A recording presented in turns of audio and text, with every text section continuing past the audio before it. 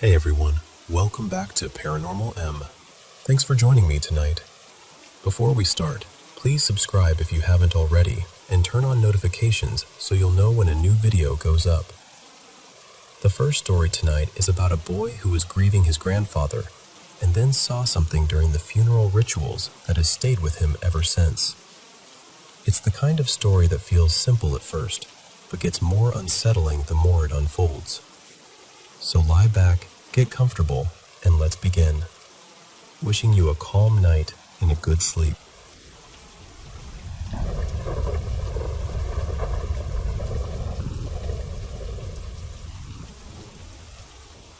I'm 17, and I live in India. I'm sharing this because something that happened a little over a week ago has been weighing on me in a way I can't shake. My grandfather, Dadaji, passed away at home on the 3rd of March. I still remember standing near him afterward, staring at his face, feeling completely shattered inside. But the strange part was that I couldn't cry. It was like all the grief was there, heavy and sharp, but my body just stayed still. In our family, there was a final ritual where we bathed the body before the funeral. I was there in the room while everyone was gathered around him. It was quiet, crowded, and yet everything felt far away, like I was hearing and seeing it all through a wall. And then I noticed something I still can't explain.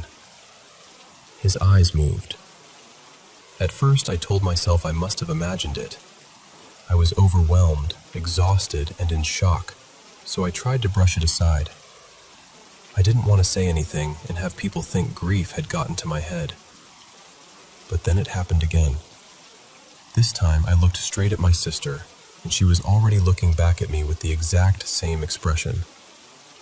That was the moment I knew I hadn't imagined it. She had seen it too. Neither of us said anything. I just quietly checked for a pulse. Nothing. I checked for breathing. Nothing. Later, when I told my cousin, he dismissed it right away and said we were probably just disturbed and seeing things. But that wasn't the only thing that unsettled me. That same day, I noticed a man in the room who looked almost exactly like my grandfather. Not just similar, I mean eerily close. At the time, I assumed he must have been one of my grandfather's brothers, because I don't know every branch of my father's side of the family very well. So I let it go. But a few days later, my grandmother said something that made my stomach drop.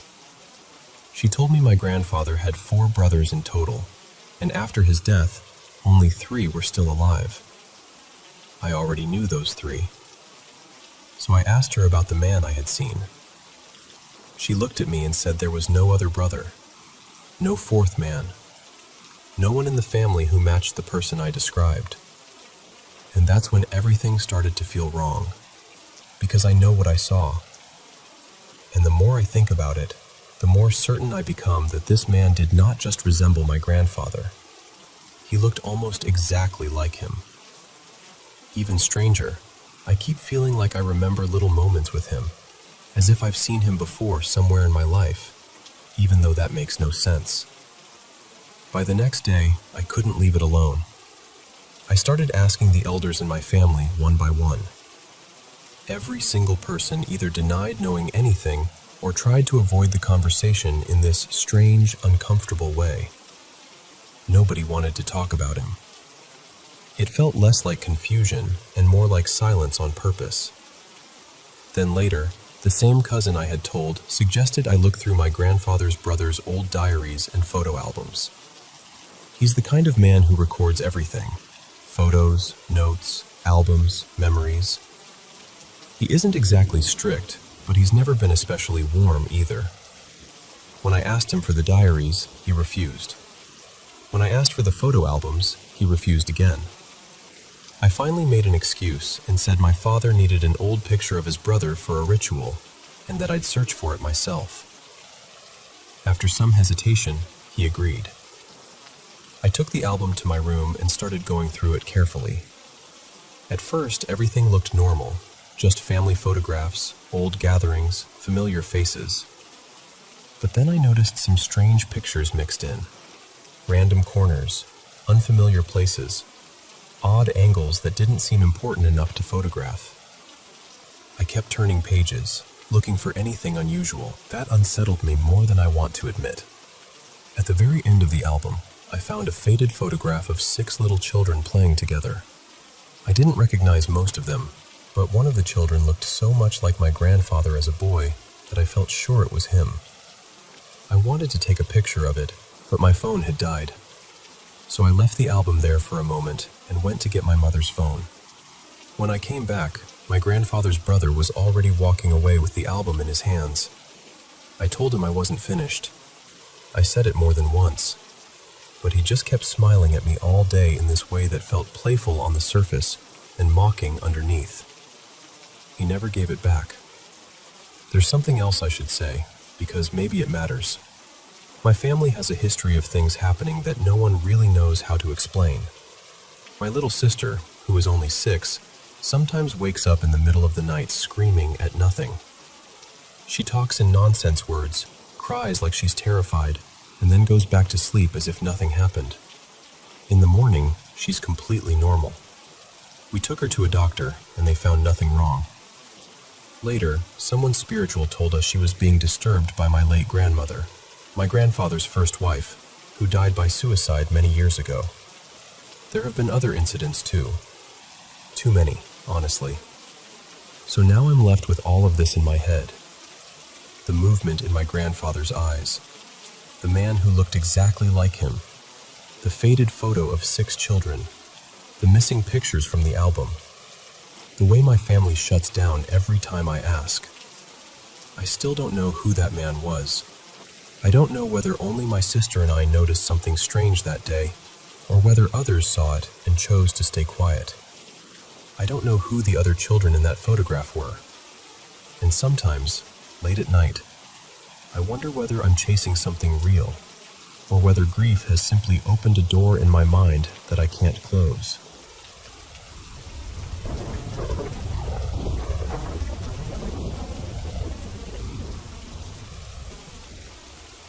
About 10 years ago, I was living in northern Canada, near a stretch of road called the Highway of Tears.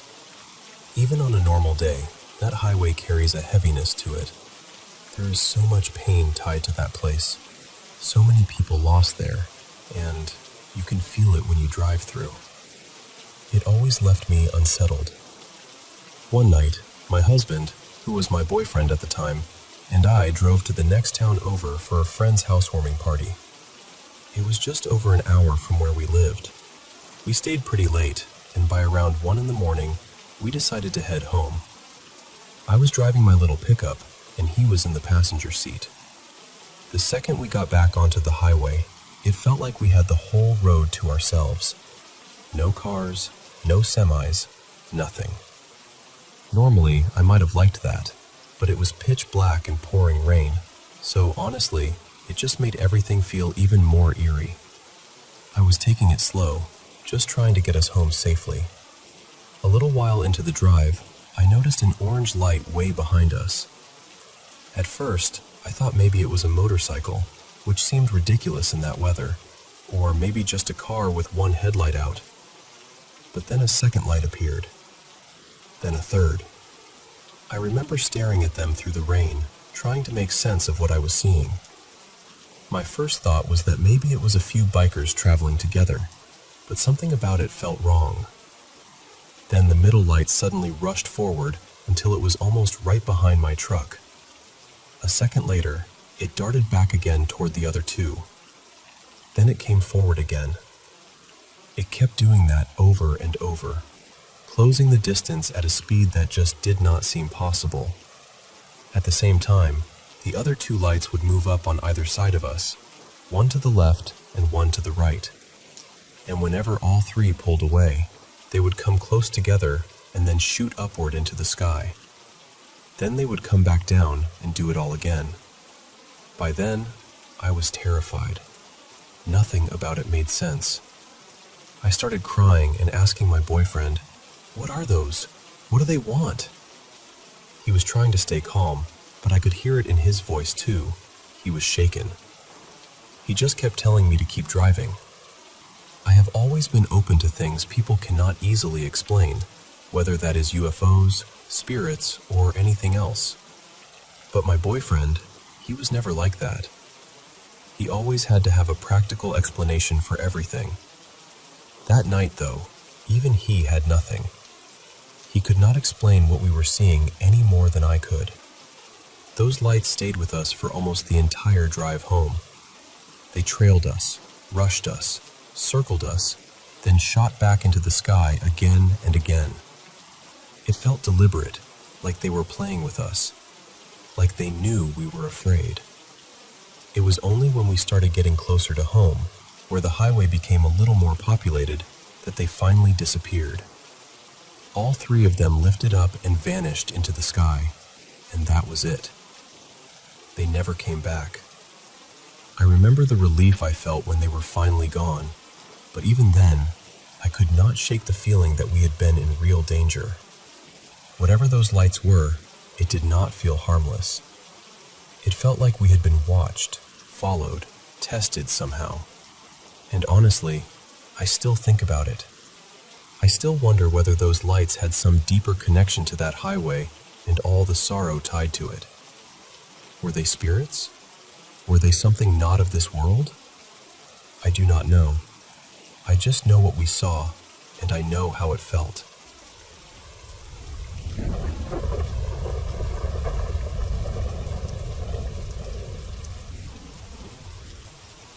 So this happened the year I graduated high school. Back then, we used to go out partying in the hills behind the dump in the next town over. Very tiny town behavior, honestly. To get there from my town, you had to drive about 10 minutes through these winding bluffs and back roads. That night, my two friends and I had driven separately, so each of us would have a car to sleep in if we decided to stay. One friend, Amber, and I had taken ecstasy, and our other friend, Danny, had only been drinking. Around 4 in the morning, we decided we were done and wanted to head home. Amber and I were still feeling a little high, but we thought we were okay to handle the short drive back. So we left together, kind of in a little line. Amber was in front, I was behind her, and Danny was following in the back. We got into the bluffs, and it was one of those strange early summer mornings where everything feels really still.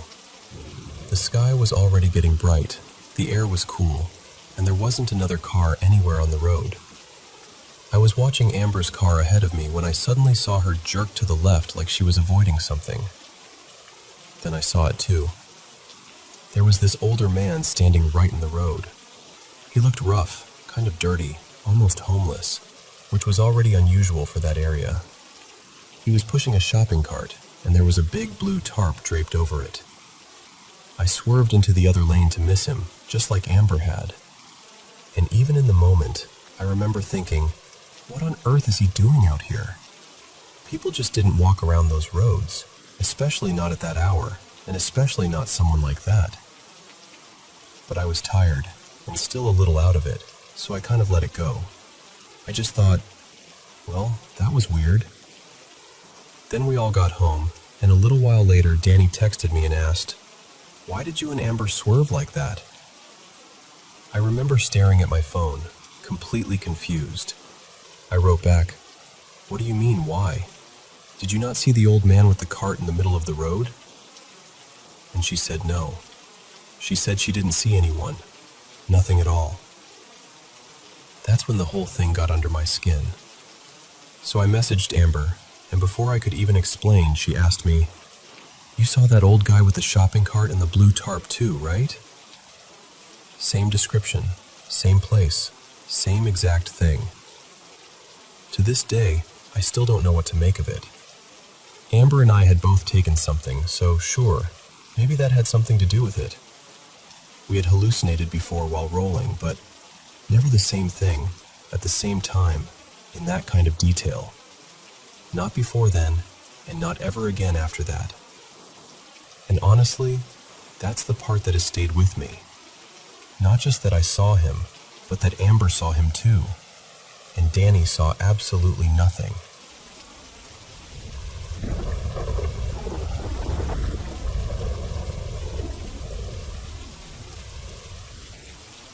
I've gone back and forth for years about telling this story. Even now, it stays with me. It sits quietly in the back of my mind, almost every day. I guess I'm sharing it now because part of me still wants answers, and part of me just wants to believe there's some way to keep something like this from ever happening again. A lot of this happened to both me and my wife, Mara. Some moments only happened to one of us, but there were plenty of times when we both heard or felt the exact same thing in the house at once, which made it harder to brush off. It started gradually, sometime around the beginning of 2020, when the lockdowns had everyone stuck at home.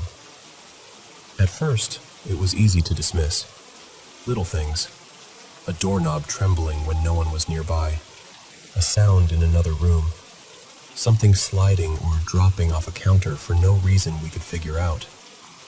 The kind of thing you explain away because you want to. But by the summer, it had changed.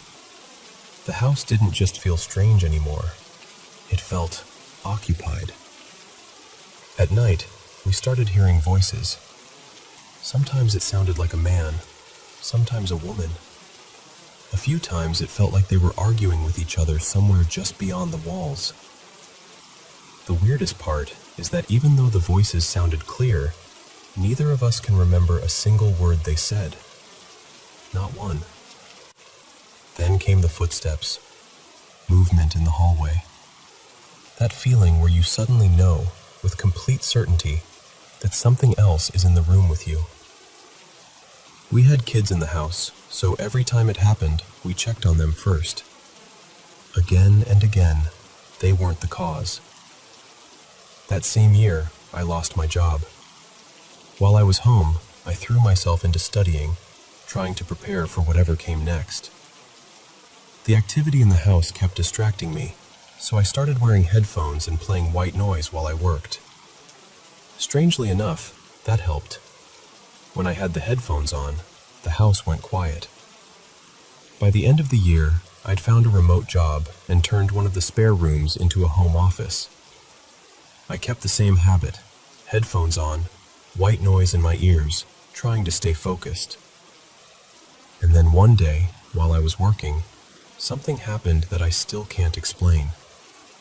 I looked up, and for maybe a second, maybe less, I saw two beings standing in the room, facing me, staring directly at me. I bolted.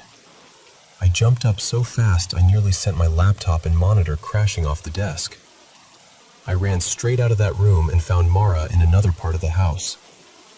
I told her what I'd seen, half expecting her to look at me like I'd lost it. Instead, she looked relieved. She told me she'd seen them too before, but never said anything because she thought maybe she was imagining it. I didn't get a long look, but I remember enough. They were human-shaped, roughly our height, but they were not human. Their faces reminded me of hairless animals, almost like a cat, maybe a dog, but wrong in a way that's hard to put into words. One had skin so dark it looked nearly black. The other was more of a charcoal gray. Their eyes were the part that hit me hardest. They didn't glow, but they stood out sharply, like they didn't belong on the faces they were set in. We went through the house praying, sprinkling both through every room and around the property. For a little while, it worked. The house became still. No voices. No strange noises. No pressure in the air. We finally breathed again. But it didn't last. Not long after that, my brother died unexpectedly. That loss cracked something open in all of us. I still miss him. I probably always will. I only mention him because of what happened next. One night, before bed, we heard the voices again. Sometime later, I woke up because I felt movement beside me. It felt like Mara had rolled toward me and leaned over, almost like she was reaching across the bed. But then the weight settled onto me, and it kept getting heavier. My wife is small. What I felt on top of me was not small. It was crushing. It pressed me deeper and deeper into the mattress. The blanket was over my face, and I couldn't see anything. I tried to move, tried to speak. Nothing. Then panic hit. I managed to move one arm just enough to reach over and touch Mara, and she was still beside me, exactly where she had been, asleep. That's when terror really took over. I tried to shake her awake, but she wouldn't respond. The weight stayed on me, pinning me down. It probably lasted 20 seconds or so, but in the moment, it felt endless. Then suddenly, it was gone, and right at that same instant, she woke up. She sat up immediately. I was too frightened to pull the blanket away from my face. I just asked her if someone was in the room. She looked around and said no. I told her it must have been a bad dream, because I didn't even know how to explain what had just happened. Eventually, somehow, I fell asleep again. Later that night, close to morning, I had a dream. I know it was long, but almost all of it is gone now. The only part I remember clearly is the end. In the dream, those same beings were there again, and I knew I was under attack. Then suddenly my brother was standing in front of me. He looked exactly like himself. I was about to speak to him when I noticed two figures behind him, farther off to the side. I couldn't make out who they were, but I knew they weren't the same entities from the house. They were with him. Then I looked back at my brother, and he changed into a small, white, fluffy dog. I remember staring at him and thinking, is that him? Where did he go? Then I saw the two figures behind him had changed too. They were dogs now as well. The three of them turned and walked away together. And that was the end. I woke up crying so hard I could barely breathe. Mara woke up and asked what was wrong, but I couldn't even answer her at first. She just held me while I tried to get control of myself. It took several minutes before I could speak. And when I finally could, the first thing I said was, "It's over. We've been saved. It's not going to happen again." Then I told her everything. The pressure on my chest, the dream, my brother. From that moment on, it all stopped. No more voices. No more footsteps. No more strange movement in the house. No more presence. Nothing. It took me a long time to understand one part of it. More than a year, actually. I kept wondering why my brother had appeared as that little white dog. Then it hit me. My brother was incredible with kids. He loved making them laugh. One of the silly things he used to do all the time was bark like a little dog. He'd make this playful "arf" sound whenever he walked into a room, and the kids would burst out laughing. He did it so often that some of them even started calling him by it. When I remembered that, something in me settled. I think that was his way of saying hello to me one last time. Or maybe goodbye. Maybe both. I still think about that night all the time. It's been years now, and it hasn't left me. We feel deeply grateful, because whatever was happening in that house was getting worse. It wasn't staying in the shadows anymore. It was starting to feel physical, and that's the part that still chills me. What I still don't know is this.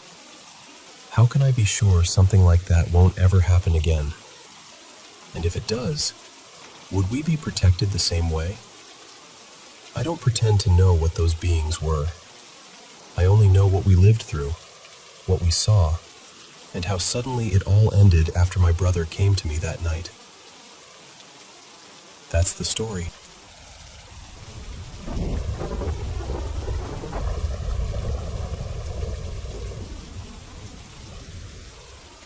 So, to give you a little background, my family comes from very old Sicilian nobility.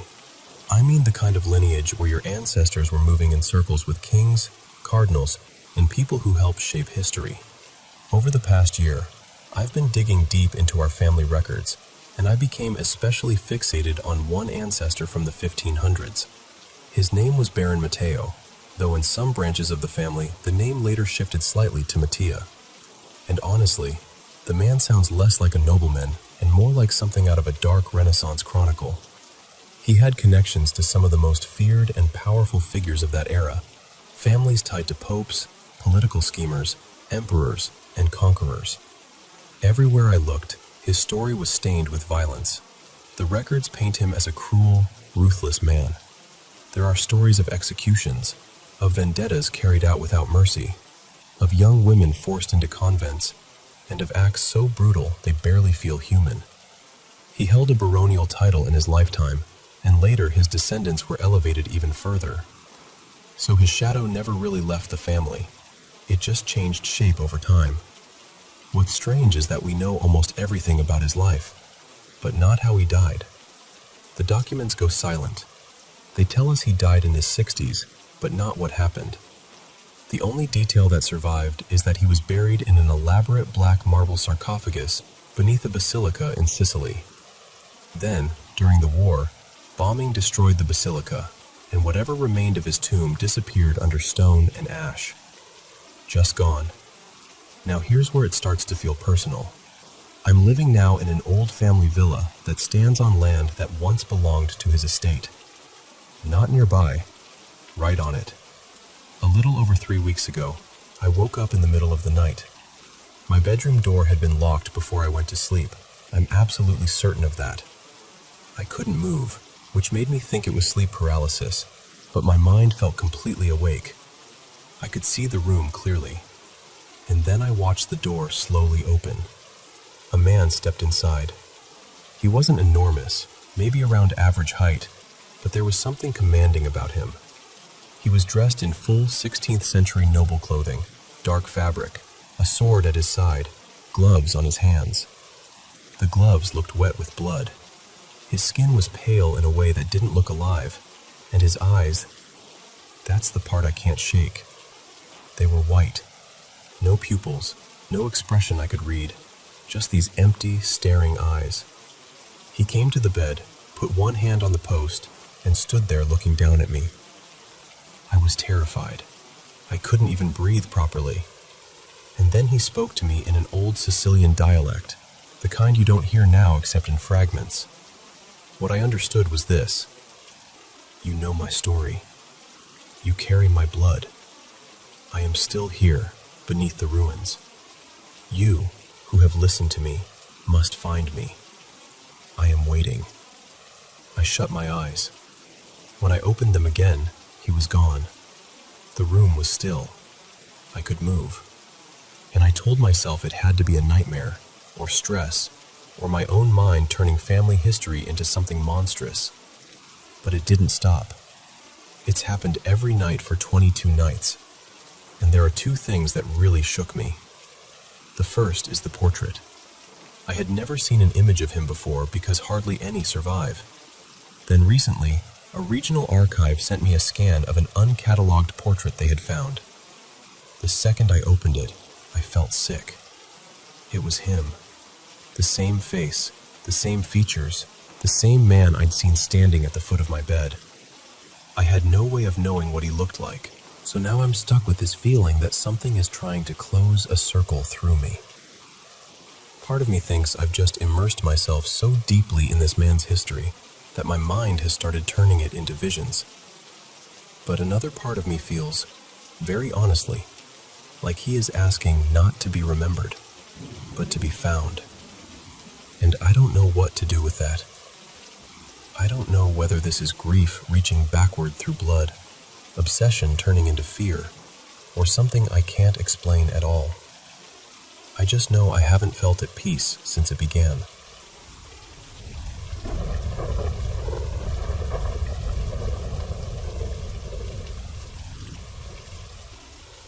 So, this happened earlier today, and honestly, I am still trying to make sense of it. I wasn't in my room at the time, and normally, if someone had told me they heard weird noises coming from there, I probably would have brushed it off right away.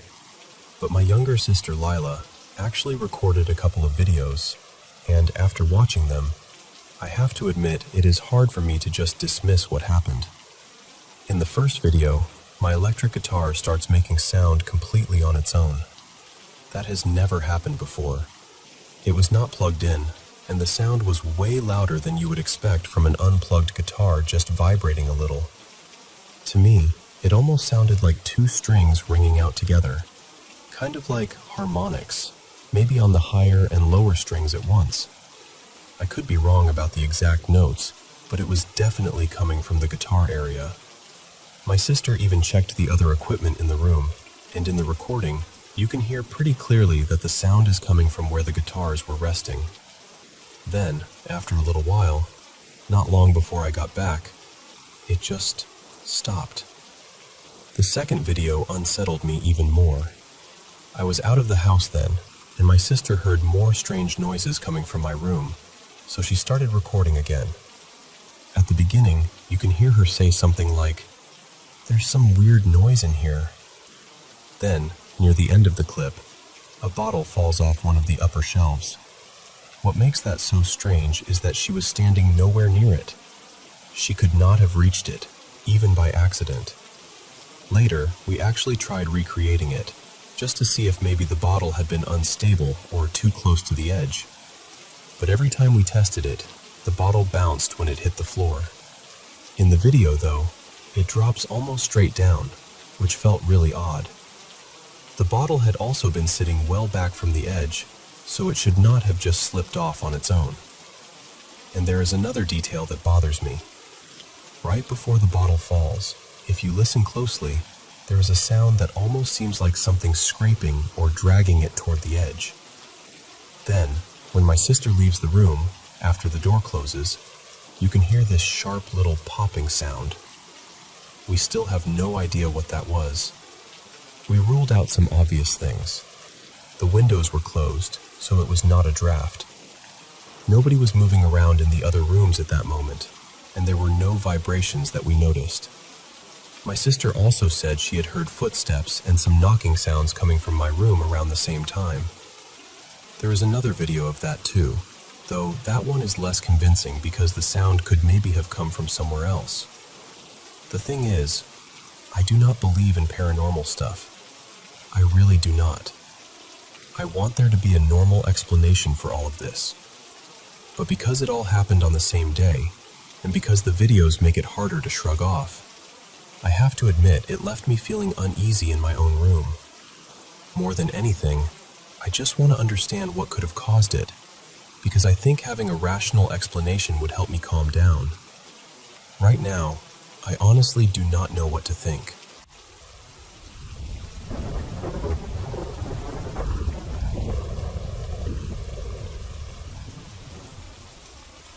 Hey, I wanted to share something that's been bothering me for a while, because I honestly do not know what to make of it. I'm in my teens, and I live with my family in a quiet little village just outside Vienna, Austria. It's the kind of place where not much usually happens. There's one main road, and along it are a few narrow lanes with houses tucked away.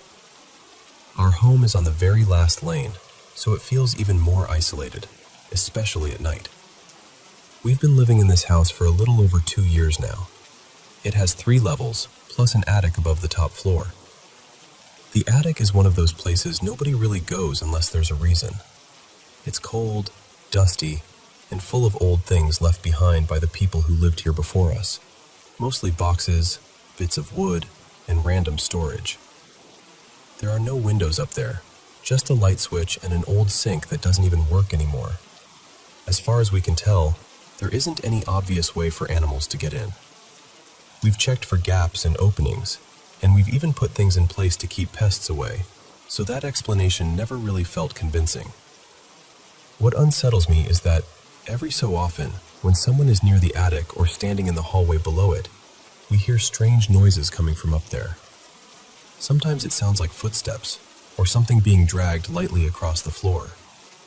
Other times it's scratching. A few times, though, it has sounded like crying, or soft sobbing. And what really gets to me is that once in a while it almost sounds like whispering. Not just vague noise, but actual words, like someone is speaking too quietly to fully make out. It's not constant, and that almost makes it worse, because it happens just often enough to stay in your head. My sister has heard it too, so I know I'm not imagining it. And every time it happens, it seems tied to that attic area somehow. Whenever we check the rest of the house, everything feels completely normal. Nothing is out of place, nothing looks damaged, and there's never any clear sign of what could have caused it. It's quiet right now, and maybe that should make me feel better, but honestly, it doesn't. It just leaves me wondering what we've been hearing all this time. So I guess I'm asking whether anyone else has ever dealt with something like this in a house. Could an attic somehow create noises that sound eerily human, like whispers or voices? Could it be the structure, airflow, pipes, wood settling, or something else entirely? I'd really appreciate any serious thoughts, because I'm genuinely curious, and, if I'm being honest, a little frightened too.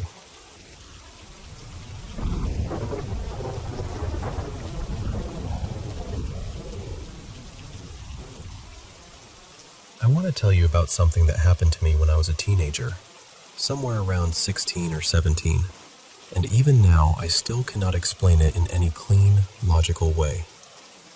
It all seemed to center around the mirrors in my house.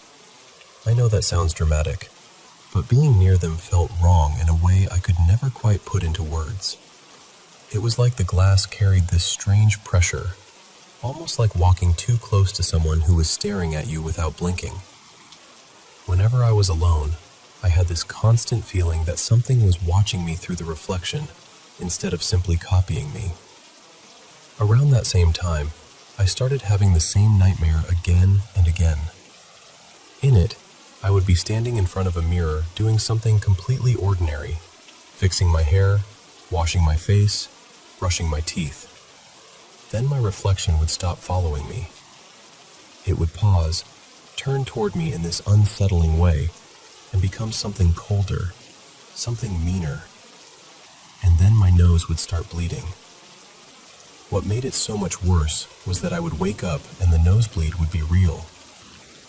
At first, I tried covering the mirror in my room before I went to sleep, and for a little while that seemed to calm things down. But it did not last. The dreams came back harder, and sleep stopped feeling like sleep. I could be in bed all night and still wake up feeling like I had been dragged through something heavy and dark. There were nights when I would wake up needing the bathroom, but I would lie there trying not to move because I knew I had to pass the mirror in the hallway and the one in the bathroom. Most of the time it was around 3 in the morning, and more than once, after walking past them, my nose would start bleeding again. I know how unbelievable that sounds, but when you are the one living inside it, fear becomes very simple. You stop asking whether it sounds ridiculous and start asking how much more of it you can take. One night, I got so desperate that I lit a candle and started reading Bible verses out loud. I just needed something steady, something good, something that felt stronger than whatever was crowding around me. While I was reading, the lights in the house began flickering. Then I heard pounding at the back door, loud enough to sound like someone wanted in. I remember seeing what looked like a human shadow shift across the wall. I set the candle down to check the door, and the moment I stepped into the hallway, the glass holder shattered. After that, other things started happening too. I saw a mug slide off the kitchen counter by itself. My dog, Rusty, would suddenly growl at empty corners of the room and refuse to sleep by himself. More than once, I went to bed with the lights off and woke up with them blazing.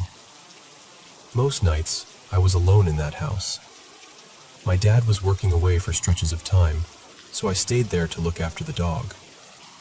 My grandparents were nearby, which helped a little, but inside that house, it was usually just me and whatever that feeling was. And eventually, it stopped feeling contained.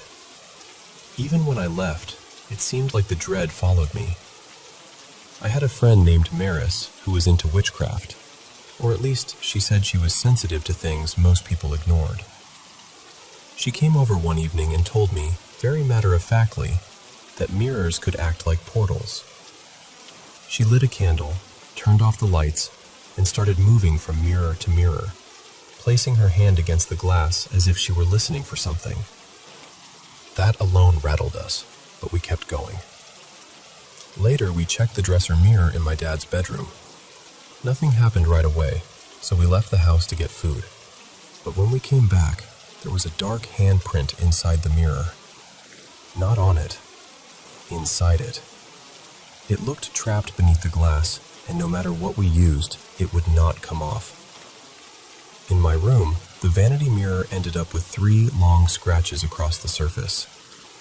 Maris also told me the mirror in my sister's room felt wrong in a different way, like there was some black, shapeless presence lingering around it. The truth is, I had disliked those mirrors long before any of this started. The worst dream came near the end of it all. In that dream, a transparent figure stepped out of the mirror in my bedroom and touched my leg. It spoke in my own voice. That was the part that really got to me. Not loud, not monstrous, just familiar. It said, "Let me in." I remember feeling too exhausted to even scream. In the dream, I just kept thinking, "No, no, no." Then it said, "That's all right. I'll take over when you die at 27 anyway." After that, I would not go back into the house. Eventually, I told my grandmother everything. Between her prayers and some protective things Maris showed me, it finally stopped. Just stopped. No more nightmares, no more nosebleeds, no more sense of being watched through glass. Nothing like that has ever happened to me again. Funny enough, I love horror now. I really do. But films where reflections move when the person is not looking still get under my skin in a very specific way, because that part is almost exactly what those nightmares felt like. Back then, I honestly thought I might be losing my mind. Later, someone told me it could have been what they called a clinger, some kind of parasitic energy that latches onto people during painful seasons and feeds on fear and grief. My parents had just split up around that time, and I was carrying more than I knew how to say out loud. Maybe that explanation fits. Maybe it does not. All I know is that I am grateful it ended. Then, years later, something happened again, but only once. I had been researching my family history, trying to learn more about my great-great-grandmother, who had been adopted. There were all these missing pieces in the story, and I had become a little obsessed with finding out why she had been given up in the first place. That night I went to bed early, with a small tabletop fountain running in my room, one of those little electric ones meant to sound peaceful. I remember feeling uneasy before I fell asleep, but I brushed it off. At some point in the night, I woke suddenly with that old, unmistakable feeling that someone was in the room with me. I looked toward the corner, and there was a man standing there. He was dressed in old-fashioned clothes, something like a dark suit and a top hat. Water was pouring from his mouth as if he were trying to speak through drowning. There was seaweed tangled in it. His eyes were red and strained, and when he reached toward me, he looked less angry than desperate. Then the choking got worse. His lips had this bluish tint, and his skin looked drained of life. What unsettled me most was that I was not fully terrified. When I woke the next morning, the fountain had shut off. And in the exact corner where the man had been standing, there was a puddle of water on the floor. I just stood there staring at it, because that was the moment I knew. It had not felt like a dream only because I was half asleep. Something had happened. Later that same day, I kept digging through family records and finally found the answer I had been looking for. My great-great-grandmother had been put up for adoption after her father died, and her mother could not support the children alone. He had died in a shipwreck. He drowned.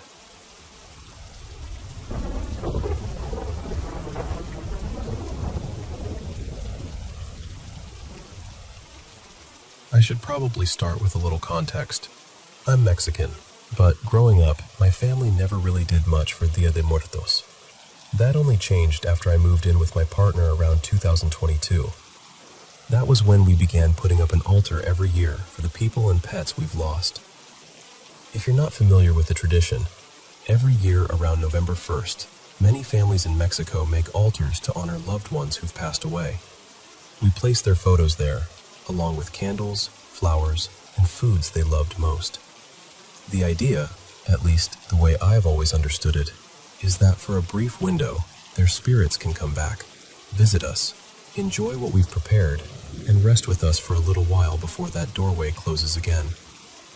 I know that's a simplified way of putting it, but that's the feeling of it. On my altar, I always include a few very important souls. One is my aunt on my dad's side. Another is one of my old dogs. But the person at the center of this story is my grandfather, my dad's father. He died when I was very young, so I barely knew him. And still, for as long as I can remember, I've carried this quiet feeling that he's looked after me somehow, protected me, kept me safe, sent me a little luck when I needed it. I know that may sound like magical thinking, especially since we were never close, but it's just something I've always felt in my bones. The first year I ever helped set up an altar, I was sitting alone in the apartment that evening. It was November 1st, and the place was quiet. Then, out of nowhere, I heard bubble wrap start popping by itself. My partner had left a sheet of it nearby, untouched. No one was near it. It was strange enough that I immediately noticed. At first, I thought maybe it could have been my aunt. She had Down syndrome, and something about the randomness and playfulness of it made me think of her. Later, I told my dad what happened, and without missing a beat, he said, "That was probably your grandfather." I asked him why, and he told me his dad loved popping bubble wrap so much that, when he was a kid, they'd sometimes hide it from him because he couldn't resist it. I had never heard that story before. No one had ever told me that. So hearing it shook me a little.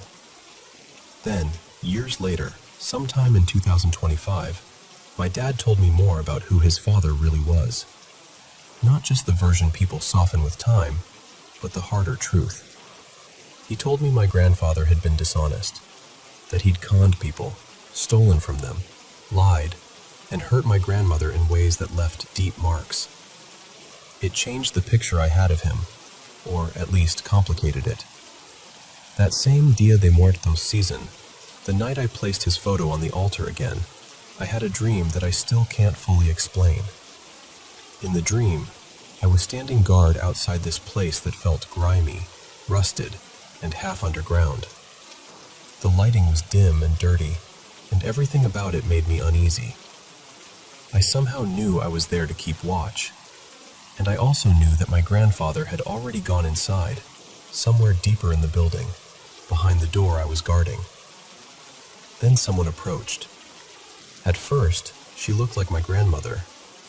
She acted like my grandmother too, calm and casual, like she belonged there and had every right to go in. She said she had something to take care of inside, just a quick errand, nothing important. But the second I looked at her, I felt this deep, instant distrust. Not confusion, not hesitation, certainty. I knew, somehow, that it wasn't her. That's when I shoved her back and held my ground. And the moment I did, her face began to change. It was still wearing my grandmother's features, but they started to warp, like wax softening near a flame. Her expression twisted into something furious and unnatural. Her face looked melted, angry, wrong. Not human anymore, not really. That was the moment it became completely clear to me that whatever was standing there was not my grandmother. It was something else, something pretending to be her so it could get inside. I shut the door on it. On the other side, it became frantic, angry, desperate. It wanted in so badly. When it realized it couldn't force its way through the door, it started peering through the windows, trying to look inside, trying to find another way in. But it couldn't enter. And somehow, even in the dream, I understood what was happening. I felt like my grandfather had come to rest for a while, just as we believe our dead can do during Dia de Muertos. But I also felt that something else had come looking for him.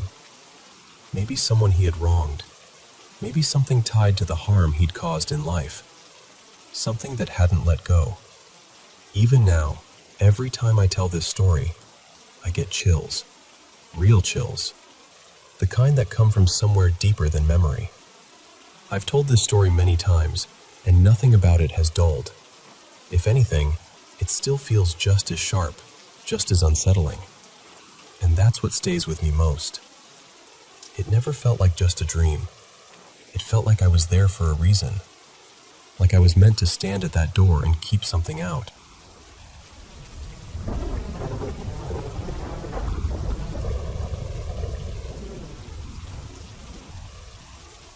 You know, this happened a little over 6 years ago, back when I was living abroad. I was heading home one late afternoon, walking along a broad avenue near the center of the city, just keeping to myself, when I noticed a woman off in the distance suddenly start coming straight toward me. She didn't look homeless or disheveled. She was actually dressed fairly neatly, but there was something about her that felt uncanny, almost old world, and the way she looked at me honestly unsettled me. She was smiling, but not in a kind or comforting way. It was more like she was seeing past me or through me, and there was this strange brightness in her eyes that I still haven't forgotten. The only way I can describe it is that she looked delighted by something I couldn't see, and it terrified me. She stopped me and asked if I wanted her to tell my fortune. I said no, thank you, I was fine. But she kept insisting, saying it wouldn't cost anything, asking if I was sure, and then she told me that I was coming to the end of a cycle in my life. I remember barely hearing the words because I was so focused on her face, especially her eyes. I felt so uneasy that I refused again and walked away, but the encounter stayed with me. It left a mark on me in a way I couldn't explain. At that point in my life, I actually did feel like I was closing out a chapter, and in a positive way. Things seemed to be improving. For the first time in a long time, it felt like life was opening up. Even my creativity, which had been buried for years under pain and survival mode, started returning a few months later in a way that felt real and alive. But then, around half a year after that encounter, everything collapsed. I won't go into every detail, but it felt like my whole reality cracked open. I went through wave after wave of betrayal, not only from people around me at the time, but also through things I came to understand about my past. It was as if the ground under my life had been false all along, and suddenly I could see it. The closest thing I can compare it to is waking up inside a completely different world, where the rules had changed, and I had to become someone else just to survive it. What makes it even harder to explain is that before all of that, things had genuinely been going well. I was building something good. I was finally finding momentum. And then the betrayals, the revelations, all of it, seemed to derail everything. Mentally, it was brutal. I stayed caught in that cycle for years, really, until only recently, when I stopped reacting to every shock and started trying to understand it, piece by piece. Since then, I've been dreaming a lot. Most of the dreams have been symbolic, heavy with meaning but hard to decode. But yesterday, I dreamed vividly about that woman again, like the moment had just happened. And I'll be honest, part of me still feels that she saw something. For a long time, I thought maybe what she sensed was the ending of my suffering and the beginning of a happier life. I had no idea that whatever was ending would come apart so violently, or that the transition itself would be so devastating. Now I keep wondering what that whole period was really about. Was it a necessary fire? Something that had to burn through my life so I could become who I am now? Or was it another kind of breaking? Another way of being pushed back just when I had finally begun to come alive. I just don't know what it meant. And I still think about that day, and about her. And I can't help but ask whether anyone else has ever had a stranger say something over them that later felt hauntingly real. Whether anyone has ever met someone who seemed to carry that kind of presence, or that kind of power.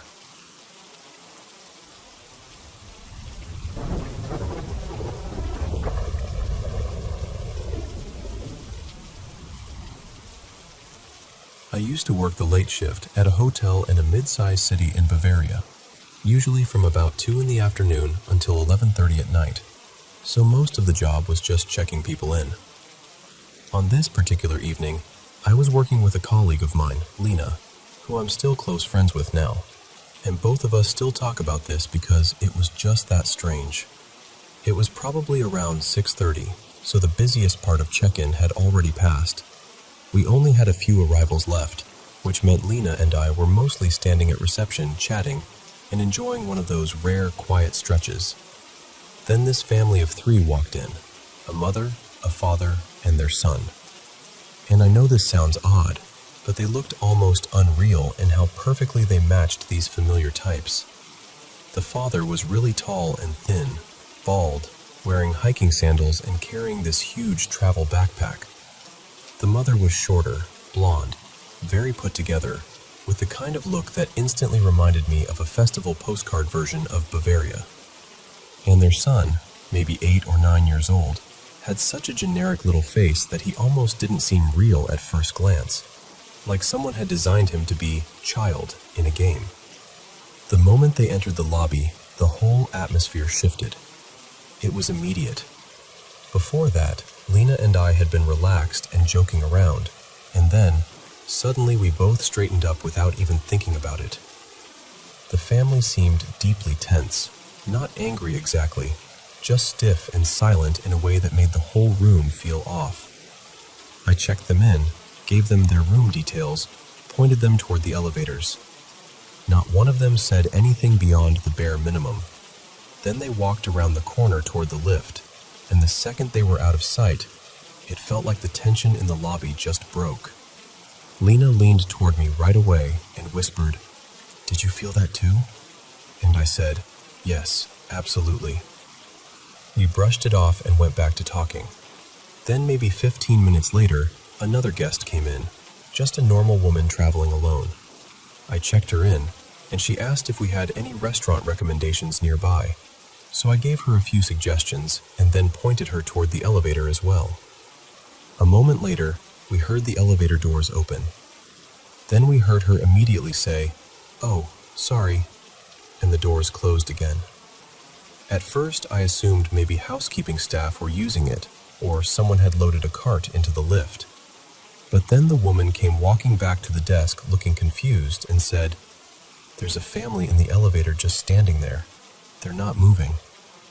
Lena and I looked at each other like, surely not. We walked over, pressed the button, and the doors opened instantly. And there they were, the same family, just standing inside the elevator exactly as before.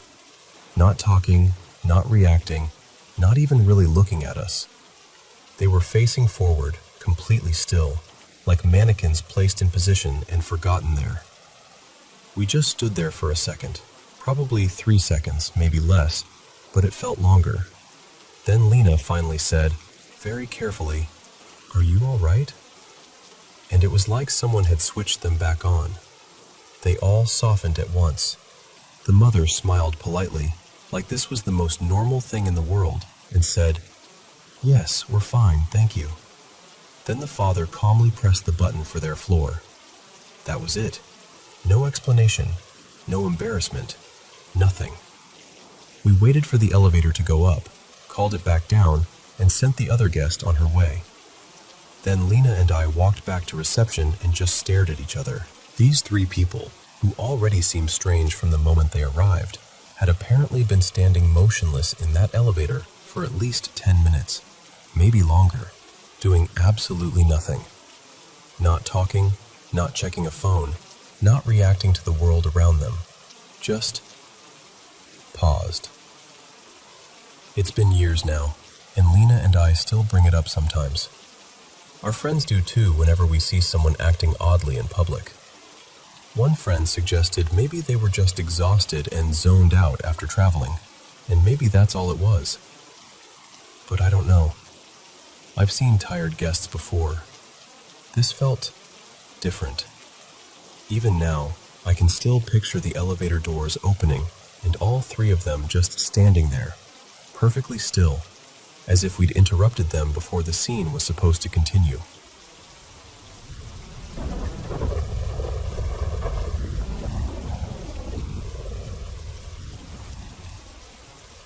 I want to tell you about something that happened to me years ago on a camping trip in British Columbia, and even now, I still can't explain it. There were 6 of us out there, deep in the woods off an old logging road. We'd all camped plenty of times before, so this wasn't new for us. And just so you know, nobody had been drinking or smoking that night. One of our friends was staying sober, so the whole trip was dry. We were sitting around the fire, just talking like usual, when my friend Mason suddenly went quiet. He lifted his head a little, like he was listening for something. Then he told us, very seriously, to stop talking and listen. And the second I paid attention, I felt it too. The forest had gone completely silent. I don't mean calmer than usual. I mean dead silent.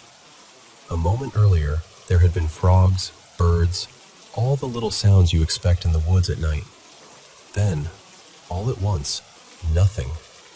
No movement, no rustling, no calls. I could only hear the fire cracking softly. It felt like the air had been pulled right out of the forest. Mason worked in forestry and spent half the year out in the bush, so if anyone knew those woods, it was him. He said, "Guys, there could be a cougar or a bear nearby. The forest doesn't go quiet like this for no reason. We should probably move to the trucks." But before any of us could do anything, we saw it. Out near the tree line, maybe 100 feet away, there was this red orb moving between the trees. It wasn't a reflection. It wasn't headlights. It wasn't someone with a flashlight. It looked like a glowing glass sphere, about the size of a beach ball, with fire burning inside it. It gave off its own light. You could actually see a faint red glow touching the trees as it passed.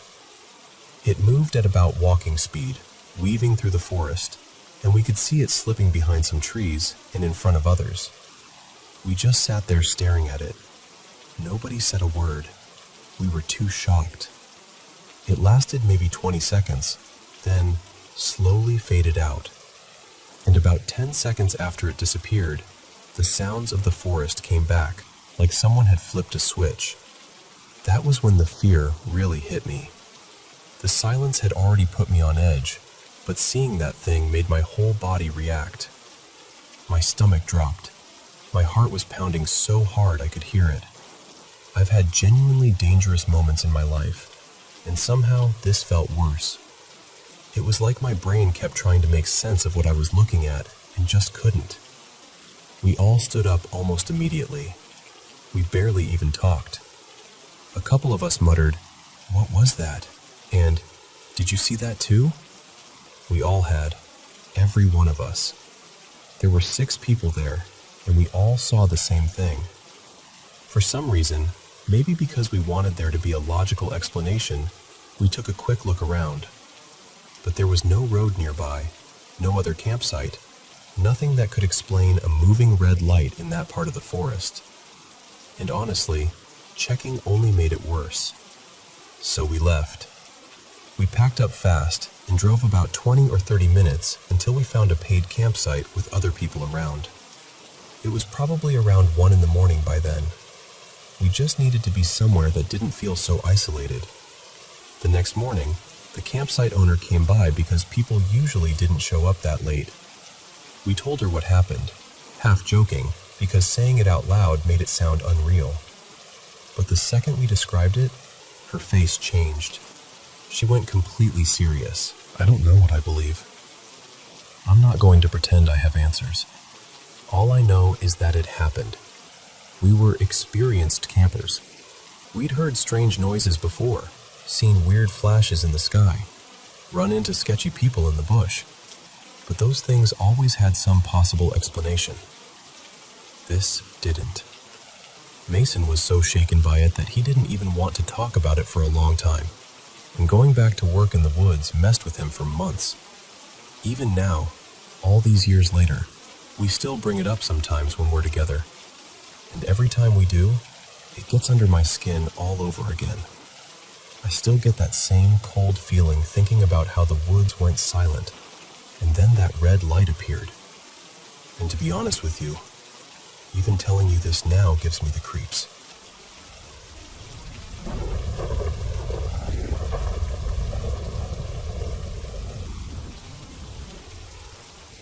Something happened to me about 4 years ago, and honestly, I still think about it sometimes late at night. I live in a house right next to a stretch of forest. The front has a big metal gate, and both sides of the property are enclosed by high walls, so the only part that really opens toward the woods is the back. I also have several dogs, all labs, all pretty big, so it's not like they scare easily. One night, sometime around midnight, I woke up because every single one of them started barking at once. But it wasn't their usual barking. It was intense, sharp, the kind of sound dogs make when they know something is wrong. At first, I figured maybe one of them had gotten left outside the gate, or there was some animal wandering too close to the house, so I got up to check. I opened the door and stepped out into the yard. It was one of those nights where the dark feels heavier than usual. When I looked to my right, I saw all my dogs grouped together, barking non-stop. They were all facing the same spot, almost like they had something cornered. At first, I couldn't tell what they were looking at. Then, after a few seconds, once my eyes adjusted, I realized there was something standing in the middle of them. It had the shape of a dog, or at least something close to one. What unsettled me right away was its size. My dogs are Labradors, solid animals, and this thing was still much larger than they were, easily twice the size of one of them. And even though it was dark, I could still make out my dogs clearly enough. This thing was different. It was so black that it didn't look natural. I couldn't make out its face, its eyes, or even the exact outline of its body. It looked less like an animal and more like a patch of shadow that had somehow taken shape. I must have made some small sound, because after a moment, it slowly raised its head and turned toward me. And the second it noticed me, it moved. It suddenly lunged toward one of the walls, like it was trying to climb over and get out. It jumped up against it, but it didn't make it over, and all the while my dogs kept barking like mad. That was the moment I really felt fear hit me. I backed into the house and grabbed my phone so I could use the flashlight. But before I could step outside again, I heard my dogs tear off all at once toward the back of the property, toward the woods, barking like they were chasing whatever that thing was. Their barking got farther and farther away until it faded completely. Then everything went silent. And I mean completely silent. No insects, no leaves moving, no night sounds at all. That silence scared me even more than seeing the creature itself. I stayed inside after that and shut the door. After a while, my dogs came back on their own. None of them were hurt. No scratches, no blood, nothing. It was like they had run whatever it was back into the forest and returned. I still don't know what I saw that night. Where I'm from in Mexico, there's a well-known belief in beings called nahuales. People say they're witches who can take the form of animals and move through the night unseen. Maybe that's what it was. Or maybe it was something else entirely. Something that came out of the forest that night and somehow found its way into my yard.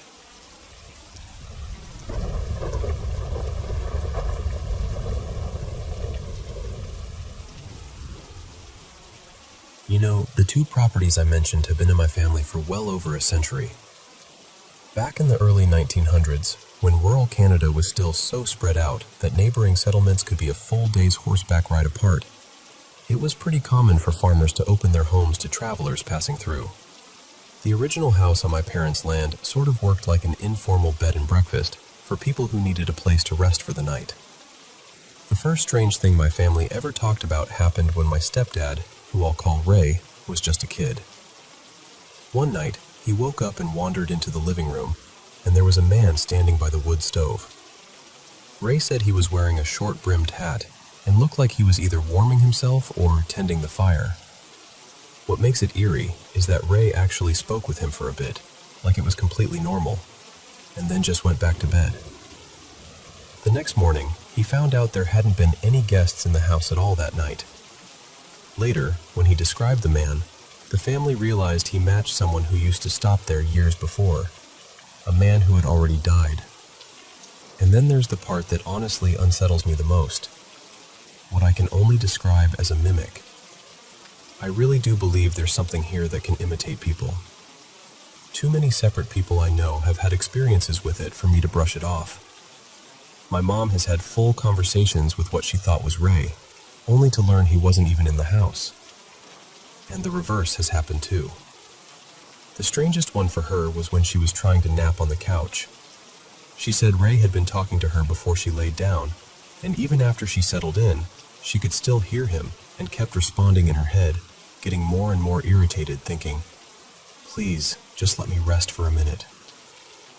But the whole time, he was actually outside in the garage working and had never come back in. Another time, Ray was out in the backyard doing chores when he heard several hard taps on one of the windows from inside the house. He turned and saw the outline of my mom through the glass, so he went in to see what she needed. But when he got inside, she wasn't there. She hadn't been in the house for hours. One of the creepiest stories happened when my friend Jonah stayed over when we were teenagers. He slept on the couch under the big front window that looks out into the yard. The next morning, he looked completely rattled. He told me that during the night, he felt me shaking him awake, urgently telling him I needed to show him something. He sat up, rubbed his eyes, and realized I wasn't in the room at all. Then he looked out the window and saw what he swore was me standing out in the yard near the woodshed, maybe 100 feet away. The thing is, he had no idea about any of the stories connected to the property. He also couldn't have known that the woodshed sits almost exactly where the old guest house used to stand. If he'd gone to my room, he would have found me asleep the whole time. That's the only time I know of that whatever this is has copied me. Over the years, my friends have heard screams in that house, cupboards slamming on their own, and voices with no one there. One night during a party, everyone in my family was outside while my friend Stefan went in to use the bathroom. On his way back out, the kitchen cupboard started banging shut over and over, violently. He didn't even stop to think. He grabbed his shoes, bolted outside, tossed them onto the lawn, and stood there trying to put them on with shaking hands.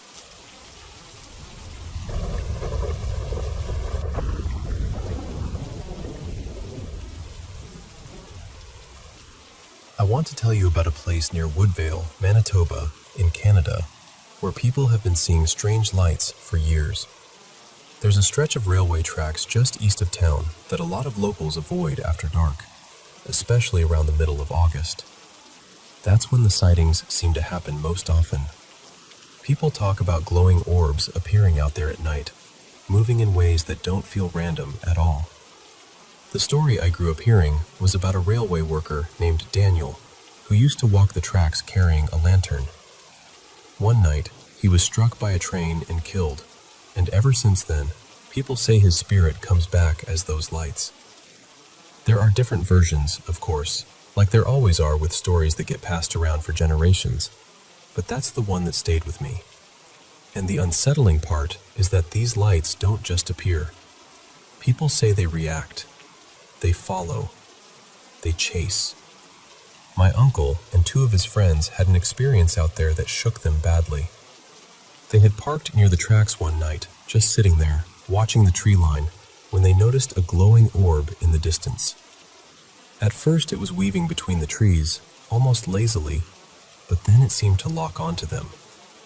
It changed direction and started coming straight toward their truck. They panicked. All three of them scrambled inside, and my uncle tore out of there as fast as he could. But the light didn't stay behind. It followed them. He said it kept pace with the truck, and then, for a few seconds, hovered right over the bed in the back before suddenly disappearing. Even years later, the fear in that story still feels real when it's told. I've heard other accounts too, and they all carry that same feeling, that same sharp edge of terror, like whatever people saw was aware of them. At one point, researchers from a university in Manitoba, maybe the University of Manitoba, maybe the University of Winnipeg, came out to investigate. From what my family was told, they actually witnessed the lights and documented what they could. But what really stayed with people was what they found afterward. While searching the area, they reportedly came across animals that were eerily still. Rabbits, deer, squirrels, all motionless and unresponsive, almost as if time had stopped around them. Apparently, a report was written, and locals talked about it for years, but it's no longer something anyone seems able to track down. All of that already would have been enough to stay with me, but there's one more story, and this one happened at my parents' home. One evening, they were in the living room watching TV. The sun had gone down, but there was still that dim blue light of late twilight hanging outside. From where they were sitting, they could see into the kitchen, and the kitchen window looked out over the backyard. Then, this orange orb came drifting in from outside. It didn't stop at the glass. It passed straight through the window and into the kitchen. My mom said it hovered there, glowing with this deep, unnatural color, and then it started to expand, almost like it was breathing. As it swelled, it gave off a low vibration, a hum or pulse that they could actually feel in their bodies. Not just hear, feel.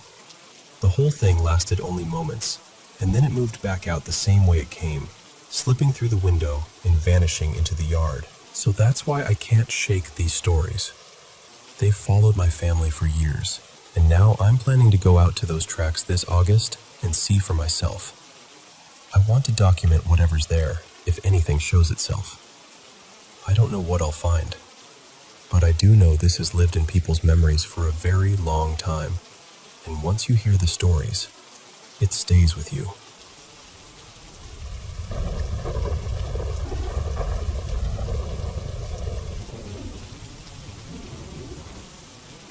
I had a really unsettling dream out of nowhere, and honestly, it shook me more than I expected. I do not dream very often, and when I do, it usually feels like one of two things. Either it is showing me something I need to reflect on and heal, or it turns into a nightmare. But this felt different from the usual kind of bad dream. It stayed with me. I have always believed in spirits and energies, especially the kind that feel heavy or low. Just the day before this happened, I had learned how to properly ground myself, and for the first time I had a meditation that felt truly calm and deep.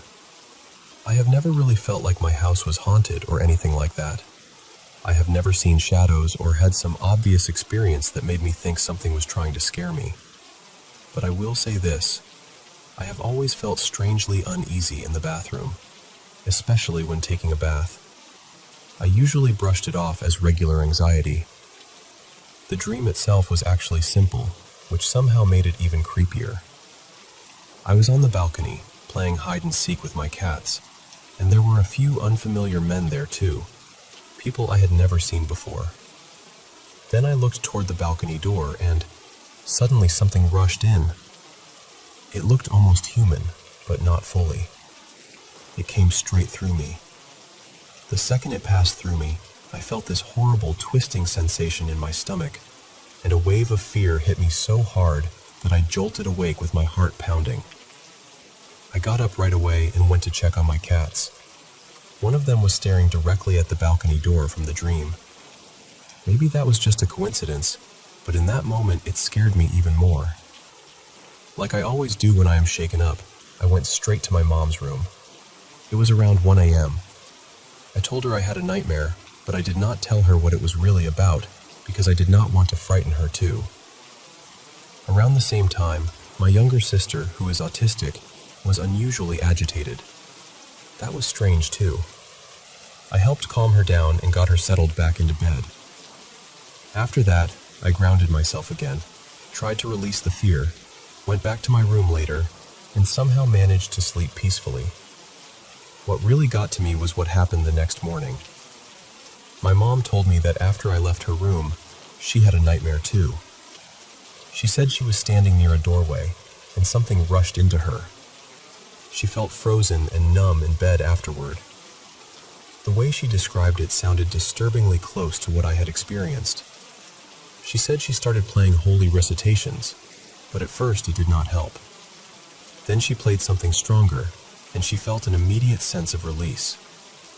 She told me this had never happened to her before either. That is why I am sharing this. I am honestly scared, and I do not know what to make of it.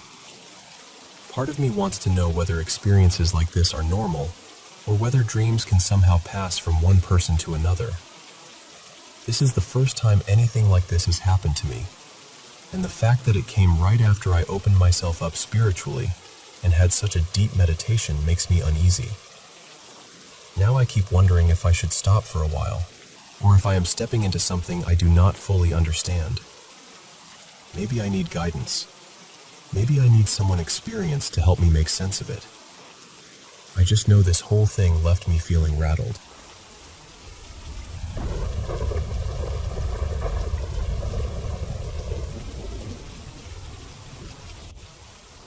Hello, Paranormal M viewers. Welcome back to the channel where we share paranormal experiences. I seriously love doing this, getting to sit here and tell you stories from all over the world. And don't forget to drop a comment. I love reading what you have to say. Alright, let's jump into today's story. Also, please subscribe and turn on notifications. Thanks so much. So, this happened a couple months back, and I still get that tight feeling in my chest when I think about it. After my grandma passed, I moved into her place. It was this big, creaky old house, like the kind where the floors complain every time you take a step. It didn't feel scary at first, just quiet. Too quiet sometimes. One night, I was home alone, parked on the couch with the TV on, waiting for my friends to come over.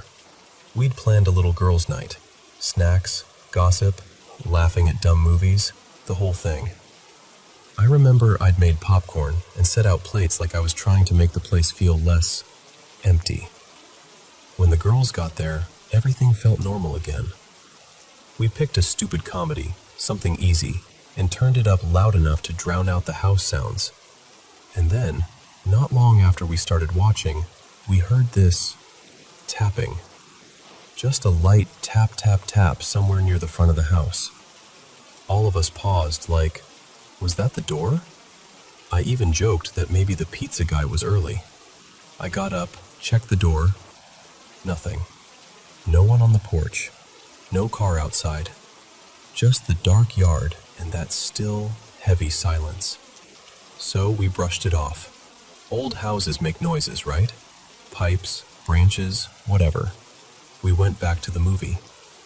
A little while later, the food finally arrived. This time there actually was someone at the door, thank God. We were laughing again, eating our pizza, relaxing, and I started thinking we'd imagined the tapping. Then maybe 20 minutes after that, we heard scratching. Not downstairs, not outside, right above us, like something was dragging its nails across the ceiling. I swear my entire body went cold. I could feel my face drain, like all the color just left me. My friends kept glancing at me because they could tell I was trying to act fine, and failing. I finally whispered, "Okay, we should check upstairs." So we did the bravest thing we could think of. We held hands like little kids and went up together. I'm not kidding.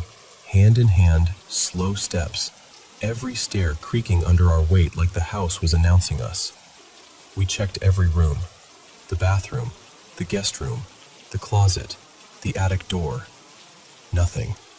No animal, no broken window, no explanation. We stood there in the hallway, staring at each other, and no one wanted to be the one to say, "Let's go back down," like we were just going to pretend we didn't hear it. But we did. We went back to the living room, turned the movie back on, tried to laugh. A few minutes passed and my friend, Lena, the one who's always the most confident, wasn't talking anymore. She was just stiff, like she was frozen in place. And then she leaned toward me and said, barely audible, I saw something." I turned the volume down and asked her what she meant, and she goes, "In the mirror, just for a second, a tall, black shape, like it was behind us."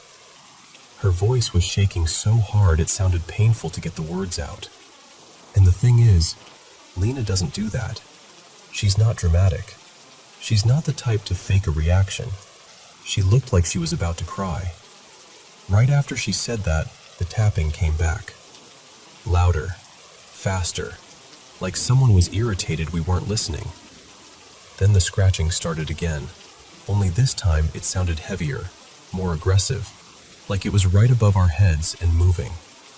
The ceiling lamp actually trembled a little, and I remember thinking, why does it feel like the whole house is vibrating? I couldn't even explain it properly. It wasn't just noise, it felt angry. That's when Lena, because of course it was her, said, "Wait, I have my spirit box." I looked at her like she had lost her mind. I wanted to say no. I should have said no.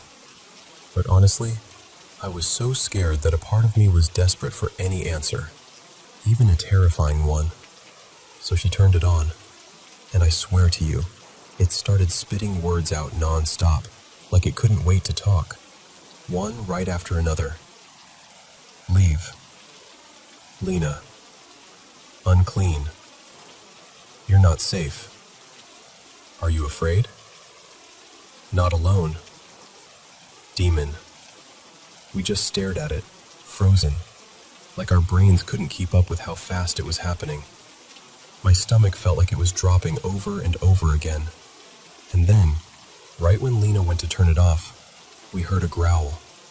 Not like a dog, not like a person trying to be funny. Something low and guttural, like it came from deep inside the walls. All three of us screamed, like full-on panic screaming. We didn't even grab our stuff. We just bolted out the front door and stood on the porch, shaking, breathing too fast, looking back at the windows like we expected something to be staring out at us. We ended up going to my friend's car and sitting with the doors locked, just trying to calm down. My hands wouldn't stop trembling. And the worst part? Even outside, we could still hear faint tapping inside the house.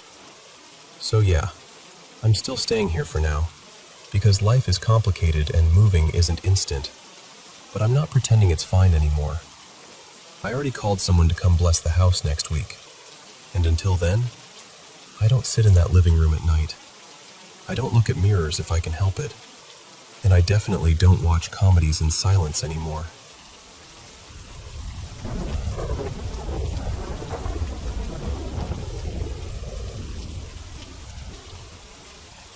Hey, I'm going to try to tell this in a way that makes sense, but I need you to understand up front. I'm not even sure what sense is supposed to feel like anymore. Most days, I can't decide what's real and what's not.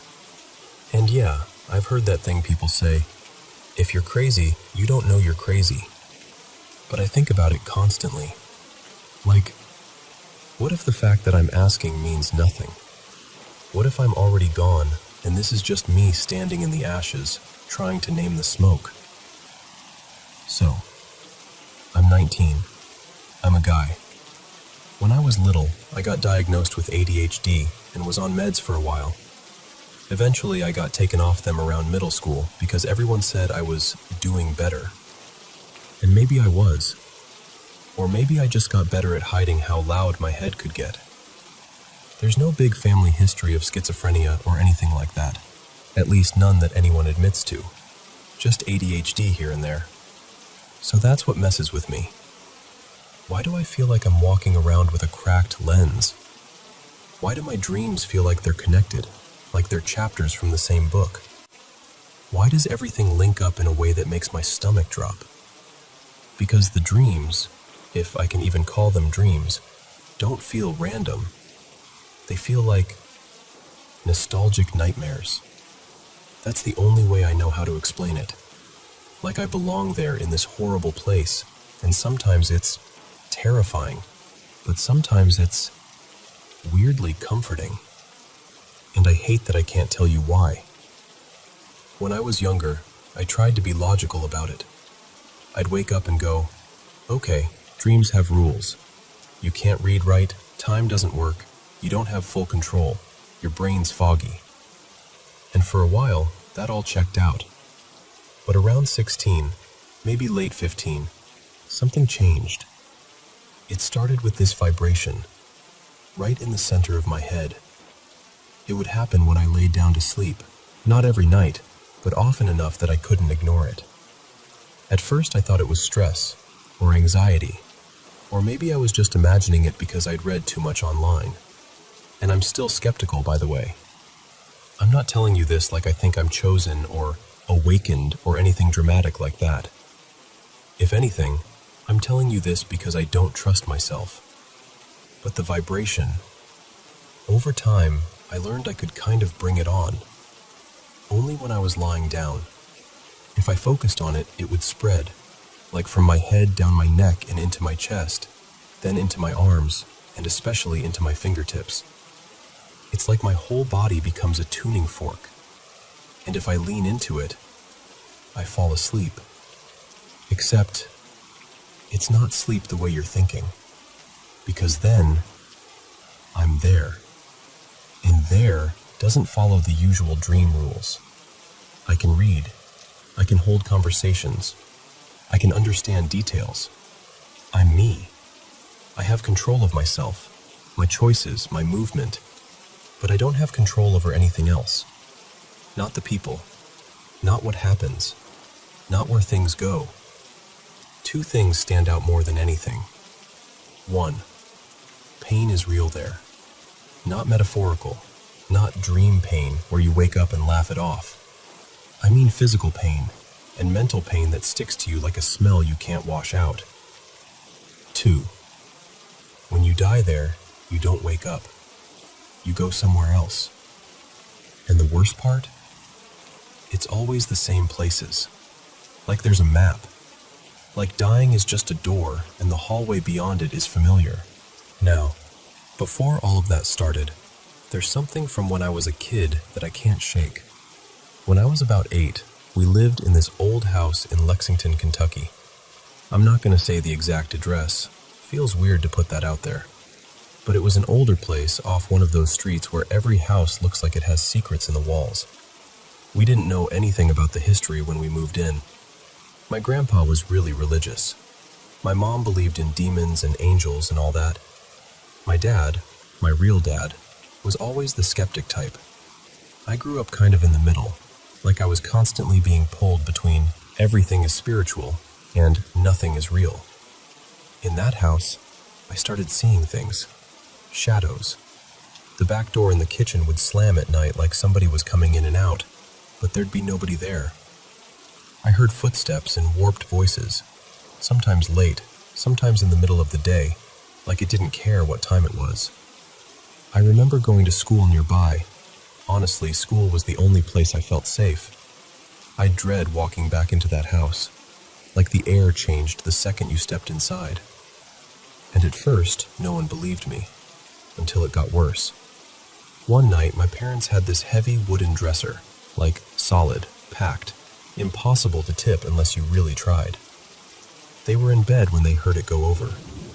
My dad jumped up first, went out into the hall, and my mom stayed behind because she was scared. He told me later it didn't make sense. It wasn't like it slid, it was like it flipped. After that, things sped up. My cousins were staying over one night, and we fell asleep on the floor in my room. I woke up and couldn't move, my first time ever having sleep paralysis. I was panicking, trying to scream, trying to yank my arms up, and nothing worked. It felt like minutes stretched into forever. And when I finally could move again, I looked up at this little shelf we had, where we kept random little decorations and toys. And there was one thing that wasn't right. There had been this cute little dog figurine my uncle won at a fair for my mom, like a silly prize. But what I saw wasn't that.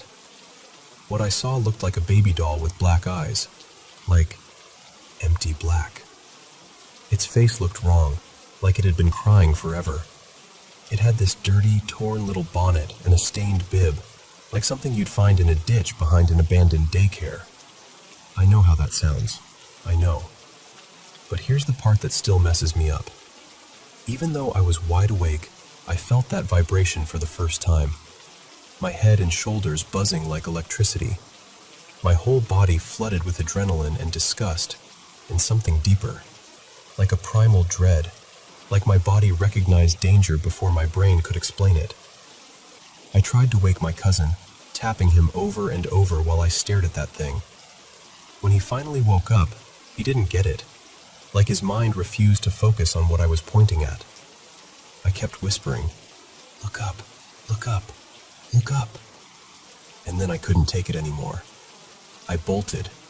He came out right after me screaming, full-on screaming. And I've asked him about it since, and he swears he doesn't remember what happened. He doesn't remember why he screamed. He says it's blank. But that scream woke everyone up. My aunt and uncle, my parents. And I tried to explain, stumbling over my words, describing this doll that looked like something you should never see in real life. The closest comparison I have now is that creepy baby scene from an old movie I saw later as a teenager. Like the same kind of wrongness. Not long after, we moved. But we didn't move far. We ended up across the street, same neighborhood, same routine. And in that next house, it wasn't the building that got to me. It was a person. One Sunday, a new kid showed up, a girl about my age, and something about her made my blood run cold. She was dressed like she was from another time. Black shoes, white stockings, a plain pale dress, brown hair. But her skin looked wrong, too smooth, too glossy, like porcelain, like a doll someone tried really hard to make real. The second she walked in, I wanted to leave, and that vibration hit again. Only this time it came with something else. This sick, crawling feeling, like my brain was screaming, "This doesn't match, this doesn't match, this doesn't match." Uncanny.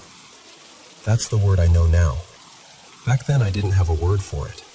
I just knew I was scared, and I felt trapped in that little room with her. And the weirdest part was nobody else reacted. Nobody. The other kids kept coloring. The teacher smiled like everything was normal. Like I was the only one who could see whatever was off. I told the teacher I had to use the bathroom. I lied. The second I got out of that room, I ran.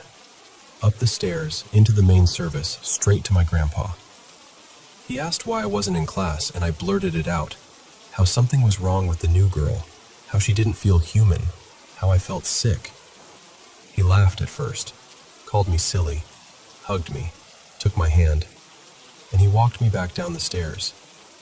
But when we got to the doorway and he saw her, his face changed. I've never forgotten it. He didn't laugh anymore. He didn't tease me. His eyes got heavy, like he'd seen something he didn't want to remember. He turned around, grabbed my hand again, and led me back upstairs, fast, like he didn't want to give the room another second of us. And when he looked at me, he had this wrecked look on his face, like he was trying not to cry. My grandpa is a tough man. I've only seen him cry a couple times in my entire life. But in that moment, he looked like he was holding back something huge. He kept me with him for the rest of the service. Then we left early. He still goes to that same church now, but after that day, he didn't go back for a few weeks. Years later, when I asked him what happened, the first time he acted like I made it up. The second time he just said, "Some things are better left alone." And that was it. That was the last time I felt the vibration until I got older. Until that whole sleeping and not sleeping thing started. So now here I am, 19, trying to be rational. I'm not super religious. I believe in God, I guess, but I'm skeptical about almost everything. And the vibrations? Maybe they're nothing. Maybe it's anxiety. Maybe it's some weird neurological thing. Maybe it's my mind playing tricks. But then I remember the pain in that other place, and the way dying doesn't wake you up, and the same locations repeating like they're stamped into my head. And I think, if it's all imaginary, why does it have rules? Why does it feel consistent? Why does it feel like it's been waiting for me longer than I've been waiting for it?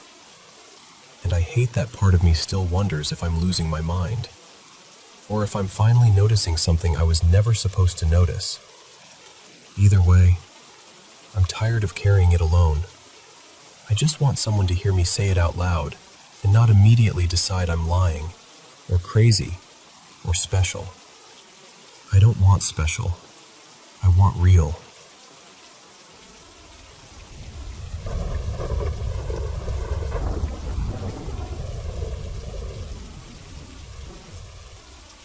So, from about 4th grade through 7th, I lived in this 3-bedroom apartment with my mom and my 2 sisters.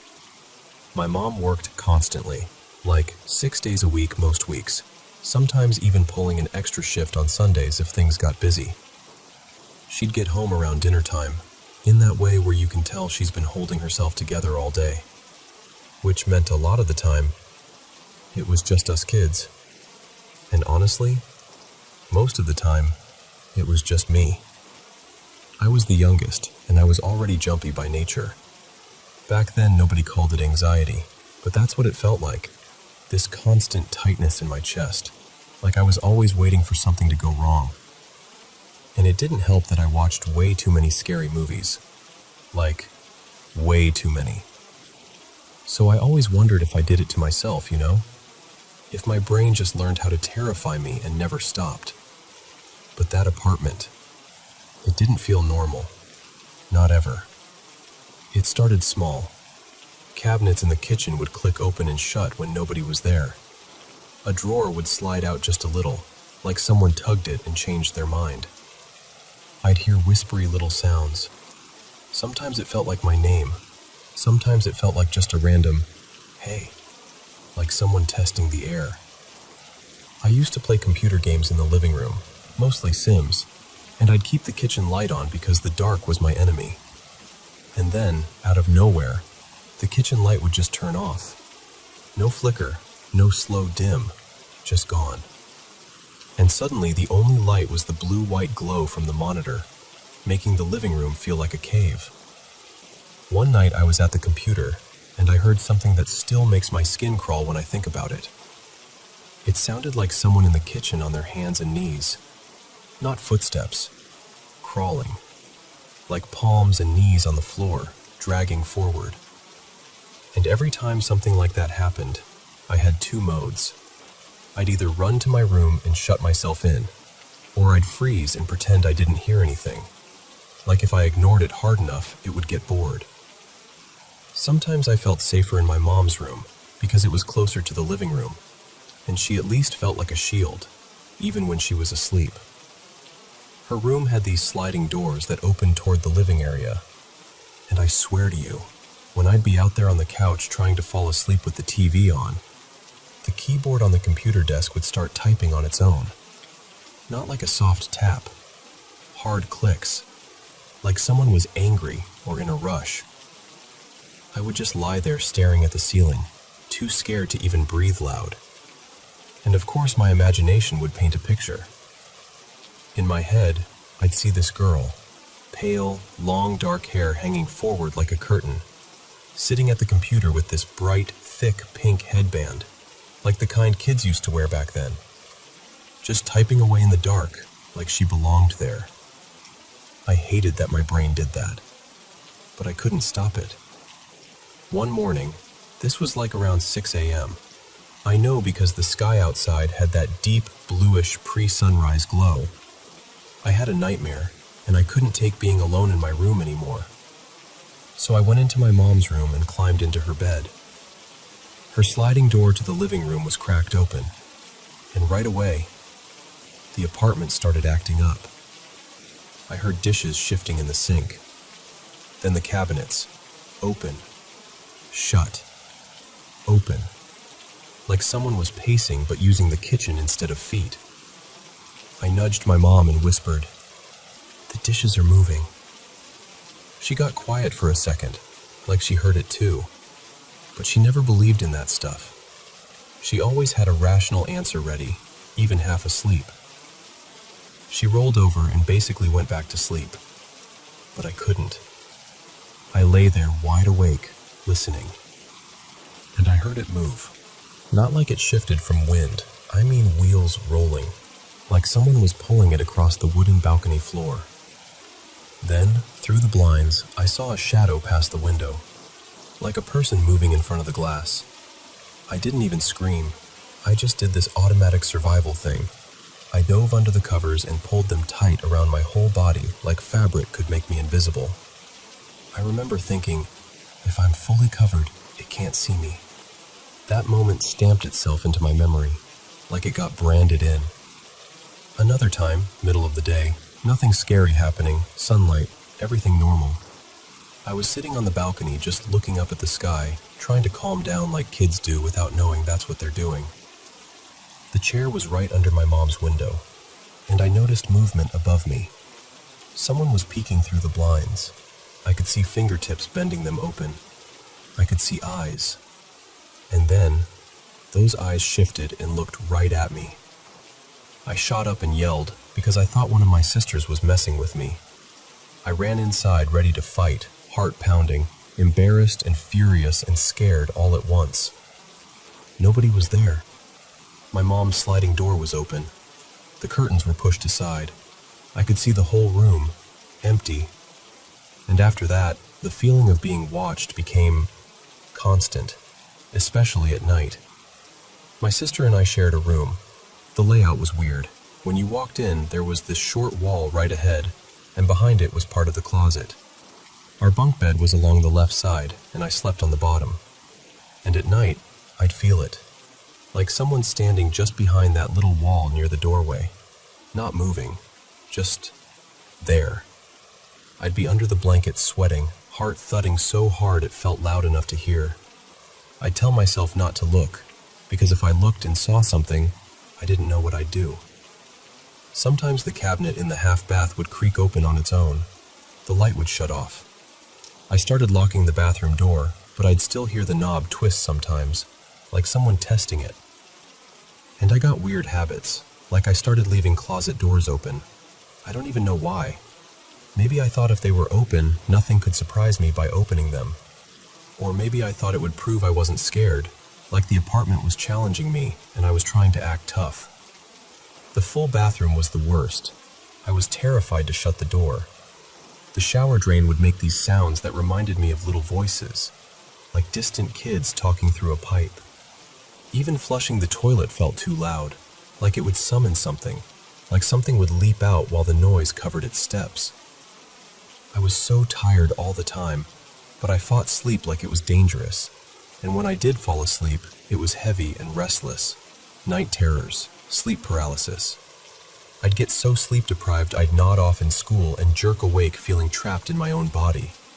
I still don't know how I functioned. A couple times I woke up and my mattress was shaking.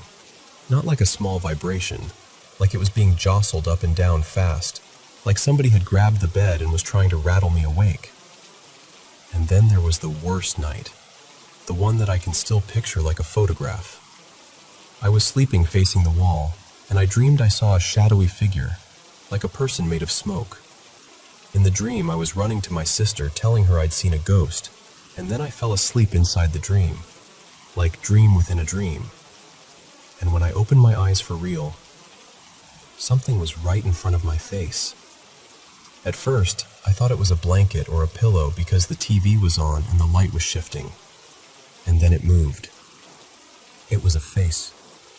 A boy's face. His nose so close to mine it felt like they were touching. His eyes were locked on mine, like he'd been waiting for me to wake up. He looked about 11 or 12, like a real kid. He had this soft blonde hair, a little wavy, messy in the front like he had a cowlick, and bright eyes, blue or gray blue.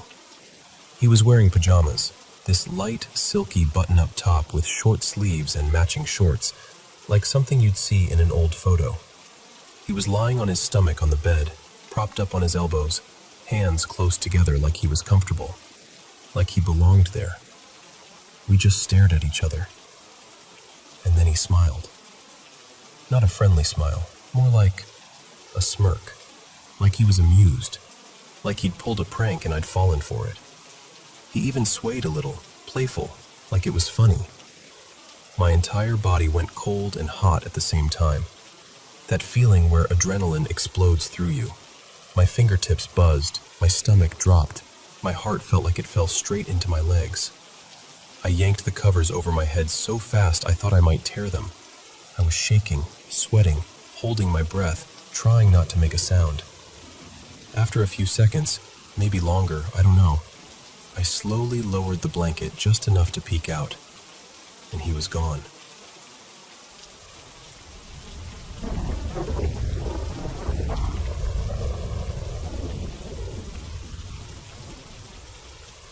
So this was about, nearly 20 years ago now.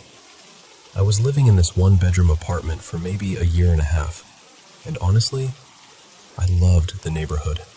I liked the place too, most of the time, but there was always this weird feeling in it, like the air didn't fully settle. It was a pretty normal apartment, decent-sized for a one-bedroom, in a building that felt fairly new. Nothing spooky on the outside, just regular walls, regular doors, regular carpet. But the bedroom layout is burned into my brain. When you walked into the bedroom, along the left wall I had my dresser and this big closet. Across from that, kind of tucked into the far left corner, was my little desk. At first, my bed was more centered in the room, but later on, I pushed it into the right corner, thinking it would free up space and make things feel cozier. It did not make things cozier. The thing is, I barely even used that bedroom. I hated sleeping in there. Too much streetlight sneaking through the blinds, too much noise. But I had this unbelievably comfortable couch in the living room, like sleeping on a warm cloud, and I'd just pass out there without even trying. So that became my real bed. Same thing with work. I'd tell myself I was going to be responsible, sit at my desk, get things done, and then I'd end up curled on the couch with my laptop. I was in that bedroom maybe 5% of the time, if that. At first, when I moved in, I don't remember feeling anything particularly creepy, especially when the bed was still in the middle of the room. But over time, I started noticing that one corner, the desk corner, felt off. And it wasn't dramatic, like a horror movie. It was more like your body quietly saying, "Don't hang out here." Just this heavy, unpleasant vibe that would creep up on me during the day. Then I moved the bed into the right corner, and suddenly the whole room felt worse. Like I'd rearranged the furniture and accidentally rearranged the atmosphere too. A few times, I forced myself to sleep in the bed anyway, trying to be normal, you know? Trying not to let my imagination run my life. But every time I did, I'd lie there feeling tense and unsettled, like my nervous system was bracing for something it couldn't explain. And I'll be the first to admit, I can spook myself. I can watch one weird video, read one creepy thread, and suddenly every shadow looks suspicious. So I kept telling myself it was just that. But then, there were the shadow people. Not every night, not constantly. But on more than one occasion, I'd wake up and see these dark, human-shaped shadows, up near the corners, sometimes where the wall met the ceiling. Just there, watching. Or at least, existing in a way that made my skin go cold. I don't even like saying it out loud because it sounds so dramatic, but it's what it felt like. And that was basically the moment I permanently noped out of sleeping in the bedroom. Couch life forever. No regrets. Now, I was dating someone at the time. His name was Evan, and once in a while he'd stay over. And I still slept on the couch like always. I never told him any of this. Not the bad vibes, not the corners, not the shadow stuff. Partly because I didn't want to sound unhinged, and partly because I didn't want to plant the idea in his head. But here's the part that still sticks with me. And I remember just staring at him. Because I hadn't said a word. Not even hinted. We talked about it a little, and of course the logical explanation is sleep paralysis. Weird sleep cycles, stress, your brain filling in gaps. Totally possible. Probably likely. But it was still strange to me that he experienced something so similar without any suggestion from me. Another thing that felt bizarre was how the bad corner shifted depending on the time of day. During the day, that desk corner felt heavy and wrong. But nighttime didn't bother me as much there. And then at night, it was like the opposite corner became the one that made my stomach twist. Like the room had different moods depending on the light. Even now, I'm not saying, yes, the apartment was haunted, because I genuinely don't know. But it became this shared experience that made me wonder about corners in general. Why corners feel creepy sometimes. Why so many people report seeing shadow figures in them. I read somewhere once, no idea where, I wish I could remember, that some cultures preferred rounded corners in rooms because sharp corners were thought to be places where energy collects, or where things can sort of gather. Entities, spirits, whatever you want to call it. And I don't know how literal I take that, but I do think it's interesting. Because shadow people? That's a surprisingly common thing people talk about. But what I've always been more curious about is the feeling. Those weird, bad vibes that seem to pool in a corner like cold air. And honestly, even now, when I walk into a room and one corner just feels wrong for no clear reason, I still think about that apartment. And I still, without meaning to, give that corner a little extra space.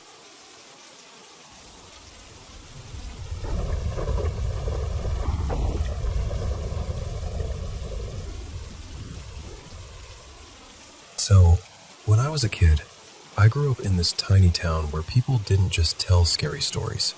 They lived like they were true. Spirits, curses, bad luck that followed you home. All of it. And our house had a reputation. It was this old, slightly crooked place, warm and homey, but with this weird feeling you couldn't quite name. My parents would never say it outright, but they'd trade these looks sometimes, like, yeah, something's not right here. At first, it was small stuff. Annoying, harmless. I'd set a toy down and gone. Then I'd find it later in a spot that made no sense, like inside the linen closet, or tucked behind the couch cushions, like someone had hidden it on purpose. My mom would leave her phone on the counter, turn around, and later it would be inside a cabinet with the plates. My dad once swore he put his work gloves right by the back door, and the next morning they were out in the yard, damp, like they'd been dragged through the grass. We asked around, because in a town like that, you don't keep mysteries to yourself. One neighbor, this old guy who always sat on his porch, said, "Probably a ghost. Someone passed in that house a long time ago." Real casual about it too, like it was a leaky faucet. But then there was another neighbor, a woman named Mara, always wrapped in this deep red scarf, always speaking like she knew more than she should. When my mom mentioned the missing things, Mara didn't even blink. She just tilted her head and said, real quiet, "That's not a ghost." My mom asked, "Then what is it?" Mara leaned in a little, lowering her voice like the walls might be listening. "Goblins." I actually laughed. I couldn't help it. Like, come on, goblins? That sounded like a bedtime story.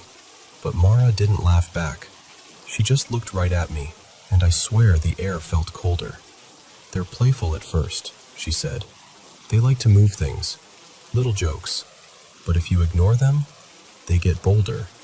And my stomach dropped because I was a kid, and the word boulder sounded like a promise. My mom asked what we were supposed to do.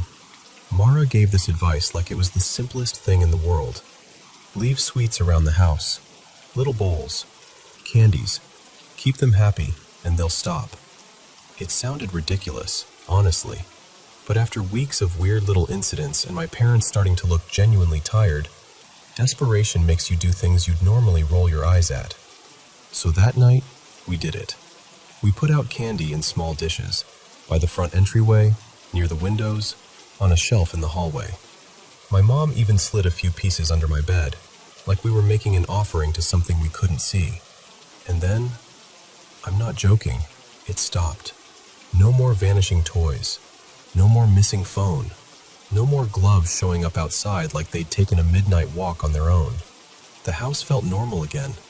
Quiet in that ordinary way. Not that watching way. For a long time, I told myself it was just coincidence. Kids want explanations, and adults want things to make sense. So I convinced myself we'd just hit the end of whatever strange phase it was. But every once in a while, late at night, half asleep, I would hear it. A faint little sound, like giggling. Not loud, not close, just there. Like something amused was tucked into the dark corner of the room, enjoying itself. Maybe it was my imagination. Maybe it was the house settling. Maybe it was nothing. Or maybe Mara was right. And what if they don't like being reminded?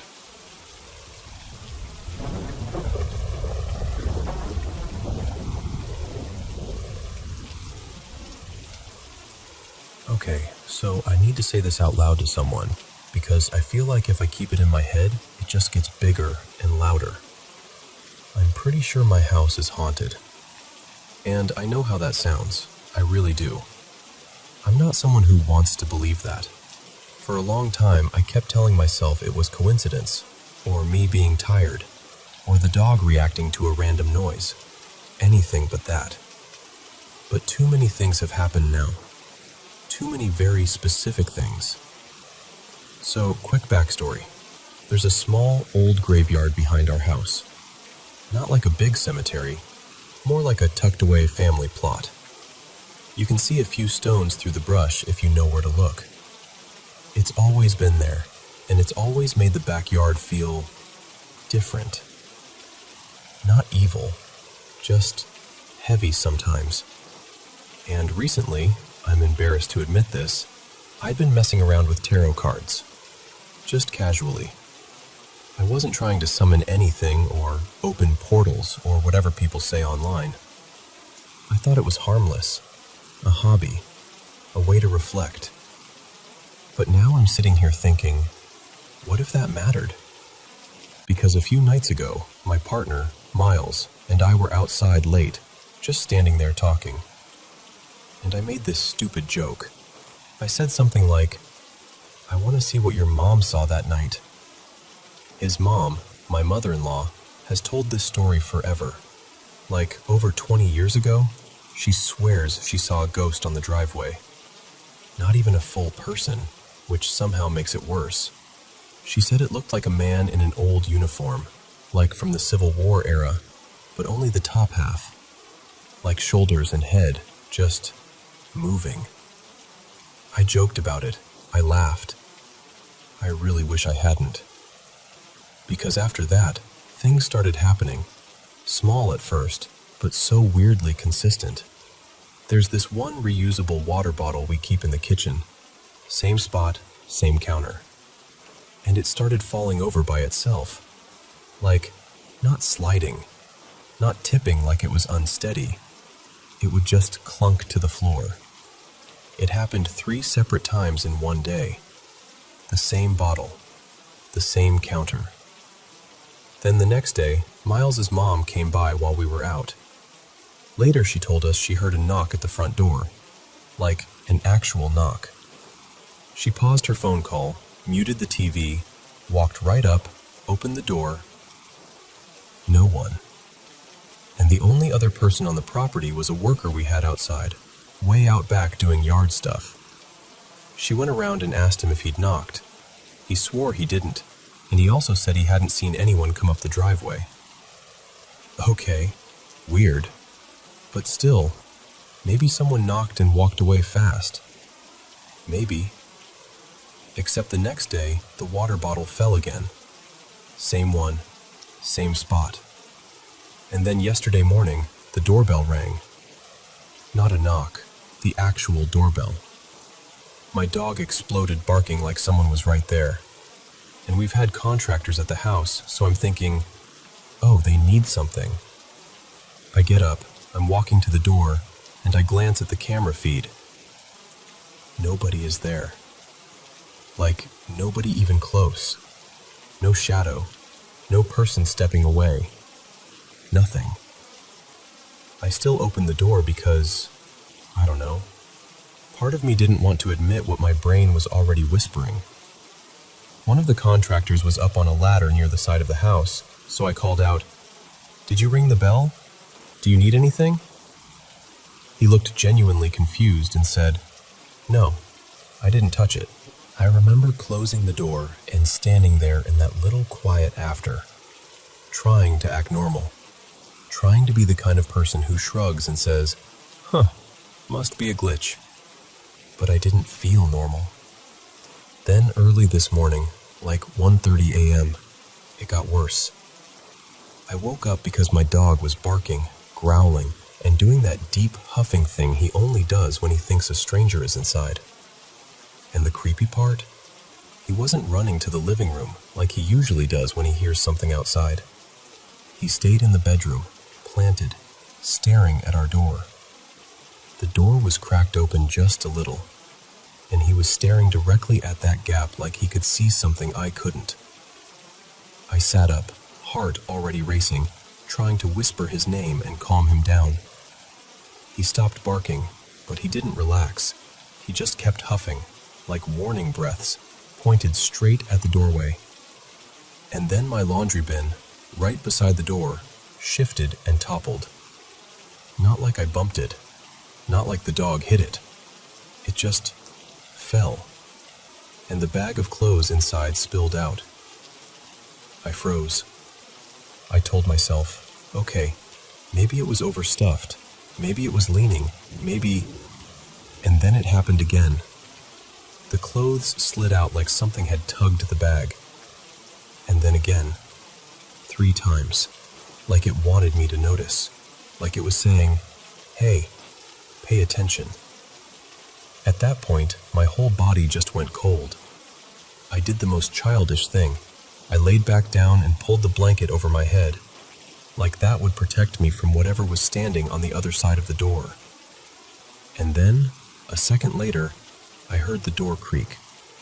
Just a tiny sound, like it moved a fraction of an inch. I yanked the blanket down, expecting to see my dog leaving the room or pushing it open. But he was right next to the bed, still staring, still tense. Miles is a heavy sleeper, but he half woke up from all of it. And this is the part that almost makes me cry, because it was so instinctive. He didn't even fully open his eyes. He just said, firm, like he was talking to a real person, "Go away. You're not welcome here." And then he rolled over and fell back asleep like that was the end of it. I was still sitting there, wide awake, shaking, because I realized, whatever this was, it wasn't just a noise. It wasn't just my imagination. Something was interacting with the space. I pulled my dog onto the bed with me, held him close, and eventually, somehow, everything went quiet again. But it doesn't feel over. That's what scares me the most. It's only been a handful of days, and it feels like it's escalating. And the thing is, this isn't even the first time we've had weird stuff happen here. I've heard footsteps when no one was walking. I've seen the TV shut off on its own. Our cameras have blinked off like they lost power, even though nothing else did. Once, I swear I heard what sounded like a little gathering outside, like instrumental music and muffled voices, like a party just beyond the fence. And then it stopped the second I went to check. We've left the house and come back to the dryer still running, twice, like it restarted itself. I used to file those away as creepy stories, things you tell friends and laugh about afterward. But now I'm not laughing. Now I'm sitting here thinking about that graveyard in the back, and the tarot cards I haven't touched since, and the stupid joke I made under the night sky. Like I tossed a pebble into a dark well, and only now I'm hearing something climb its way up. And I don't know what the next step is.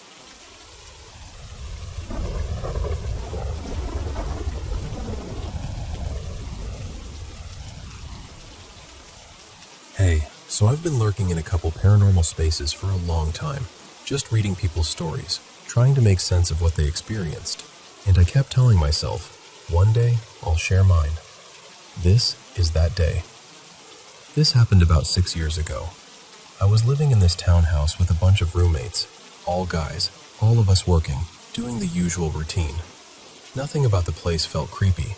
It was just a normal, slightly cramped house where the kitchen was always busy and everyone's stuff had a spot. One afternoon, I'm at work, mid-shift, and my phone rings. It's one of my roommates. Let's call him Samir. He sounds weirdly serious, like he's trying not to sound dramatic. He goes, "Hey, did you leave a phone in your kitchen cupboard?" And I'm like, "No, I've got one phone. It's literally in my hand." There's this, and then he says, "I'm only asking because I keep hearing a woman laughing, like from inside your cupboard." I laughed it off at first, like, yeah, okay, sure, maybe he's messing with me. I tell him it's definitely not me, and I go back to work. But when I get home later, he asks me again, same exact question, same exact tone. And now I'm not laughing anymore because he looks unsettled, like he's been waiting for me to come back so he doesn't have to be alone with it. So I'm thinking, all right, let's solve this. Maybe someone's playing a prank. Maybe there's a toy in there. Maybe a video got left running on somebody's device. Something. I'm in the kitchen making dinner, chopping onions, heating up a pan, just trying to act normal. And then it happens. This clear, bright female laugh. Not a creak, not a pipe groan, not something vague you can interpret. It's a laugh like someone standing right there, amused, like she heard a joke and couldn't hold it in. My whole body went cold. I walked straight to the cupboard that was basically my cupboard, where I kept snacks and random groceries, and I swing it open so fast I nearly knock the door off the hinge. Nothing. Just food, boxes, rice, a couple cans, normal stuff. I pull everything out. I check behind things, under things, like I'm going to find a tiny speaker taped to the back wall or a phone wedged somewhere. I even feel around the hinges, because at that point my brain is desperate to land on anything that makes sense. And a few minutes later, that same laugh again. Same tone, same presence. And I'm not going to lie to you, I got scared. Like the kind of scared where you start trying to control your breathing so nobody else notices you're rattled. At first, I tried to explain it away. I told myself maybe it was the plumbing, maybe the water pressure was doing something weird, maybe sound was carrying through the walls from a neighbor. I clung to every logical possibility I could grab. But the more it happened, the less my brain could wiggle out of what my ears were clearly hearing. It sounded like a woman, young, maybe 20s or early 30s, laughing right inside that cupboard. Now, I'm Muslim, so the way I framed it wasn't a ghost or someone who died here. In our belief, people don't come back to wander around places after they pass away. The soul moves on into the unseen, into barzakh, and there isn't just casual back and forth communication. Not like that. But we do believe in jinn, and we're taught they can imitate voices, mimic people, take different forms. Basically, they can mess with your senses if they want to. So after a while, I stopped trying to force a scientific explanation onto something that felt personal, like it was aimed at us, like it was performing. So that's what we did. We didn't invite it. We didn't talk to it. We didn't challenge it. We just tried to go on with our lives. And here's the strange part. It didn't last long. Maybe a day, maybe one night and a little into the next day. Short enough that it almost felt like it was just stopping by to see if it could get a reaction. At one point, once the initial fear wore off a little, we actually turned it into this dumb roommate moment. You know how guys can be when they're trying to act brave? We didn't tell one of the roommates what was going on. We sent him into the kitchen like, "Hey, can you grab something from the cupboard real quick?" He walks in, opens it, and right on cue, that laugh hits. He bolts. Like full sprint out of the kitchen, eyes wide, swearing under his breath, and the rest of us just lose it. We're laughing so hard we can barely stand, partly because it was funny, and partly because laughing felt like the only way to keep the fear from winning. And after that, it stopped. Like completely. No more laughter. No more weird moments. The house went back to being just a house. Except, there was one other thing.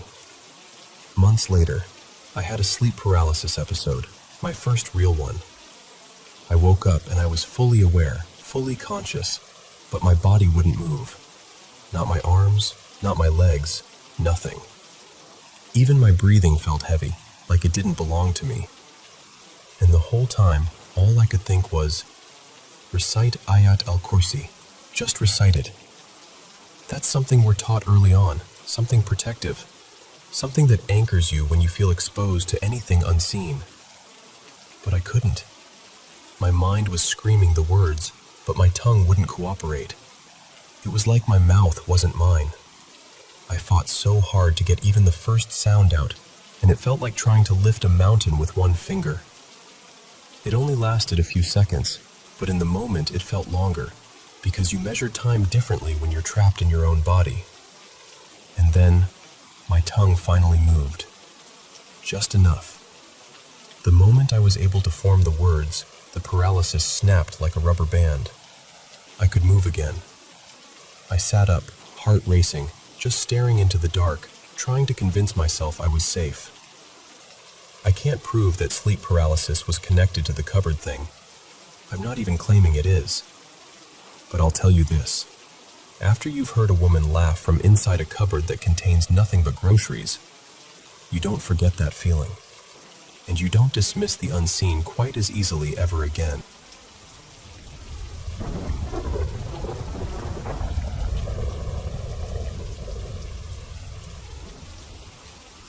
Okay, so I'm just going to tell you this the way I remember it, because even talking about it makes my chest feel tight. I'm sitting here typing, but in my head, I'm right back there, and I hate that I can still feel it. This happened a couple years back, maybe closer to 2 than 3. I've lived my whole life in southern West Virginia, where the mountains and woods aren't a backdrop, they're just everything. And at night, it's a kind of dark that isn't peaceful. It's thick, like the world can swallow you if you step too far off the path. That night, I had a buddy over. His name was Matt. We were doing what we always did, watching fights, half paying attention, messing around on the console, talking about nothing important. Eventually, we got restless, and we decided to walk down this nearby trail to smoke. Nothing crazy, just a little trail we'd been on before. It's not long, but it's hemmed in by woods so dense you can barely see more than a few feet past the edges, especially at night. It was late, like past 1 in the morning late. We walked maybe 25 minutes in and stopped around the midpoint. We stepped off to the side just enough to feel hidden, packed the joint, and stood there on the trail talking in low voices like we were the only 2 people left on Earth. And the woods were busy. You know how the forest usually has little sounds, bugs, a branch settling, a distant rustle? This was different. It felt like everything was moving at once. Too much movement for that hour. Too many little snaps and scrapes and scurries. It wasn't loud exactly, just active. Like the trees were full of eyes and bodies that shouldn't have been awake. Matt even made a comment, something like, "Why is it so alive tonight?" And I remember laughing it off, but it didn't feel funny. We finished up and started walking again, heading back the way we came. And that's when it happened. Almost immediately, like someone flipped a switch, the woods went silent. Not quieter, not calmer, dead silent. No insects, no leaves, no distant movement. It was like the whole forest held its breath at the exact same time. And right inside that silence, there was a voice. It's hard to explain without sounding ridiculous, but I swear to you, this is exactly what it felt like. It sounded humanoid, but wrong. Like an imitation. Like something trying on a human voice and not getting the shape right. It had this shaky, uncertain tone, almost sing-songy, but not in a normal way. The closest thing I can compare it to is an old toy, like one of those cheap talking dolls from years ago, where the speaker crackles and the words come out warped and robotic. Not quite a whisper, not quite speaking, just repeating itself over and over. Both of us froze for half a second, and then we didn't even talk about it. We just ran. We sprinted back down the trail as hard as we could. I was expecting the sound to fall behind us, or at least change, get fainter, get louder, shift around. But it didn't. That's the part that still makes my skin crawl. No matter how hard we ran, that voice stayed the same volume, like it was keeping pace without moving, not getting closer, not getting farther, just locked onto us, like it was attached, like it was coming from the air right behind our ears. I remember thinking, in this really clear, cold way, we are in danger. Not, we're spooked, not, this is creepy. Like genuine, real danger. The kind you only feel a few times in your life, if you're unlucky. And we started moving fast away from the entrance, like, don't stop, just go. Maybe 5 minutes after we cleared the trail, we heard it. A scream. Not an animal, not even close. I know what the wildlife sounds like around here. I've heard bobcats, foxes, all of it. This wasn't that. This was human-shaped, but stripped of anything human. It sounded violent. It sounded murderous. Like pure rage with lungs behind it. It came from directly behind us, back toward the trees, and it was so loud and so nasty that it felt like it hit my spine. Birds exploded out of the woods like something had kicked a hornet's nest in the sky. My stomach dropped so hard I thought I might actually throw up. And in that moment, standing there in the dark with my heart trying to rip out of my chest, all I could think was, whatever made that sound wanted us to know it was there.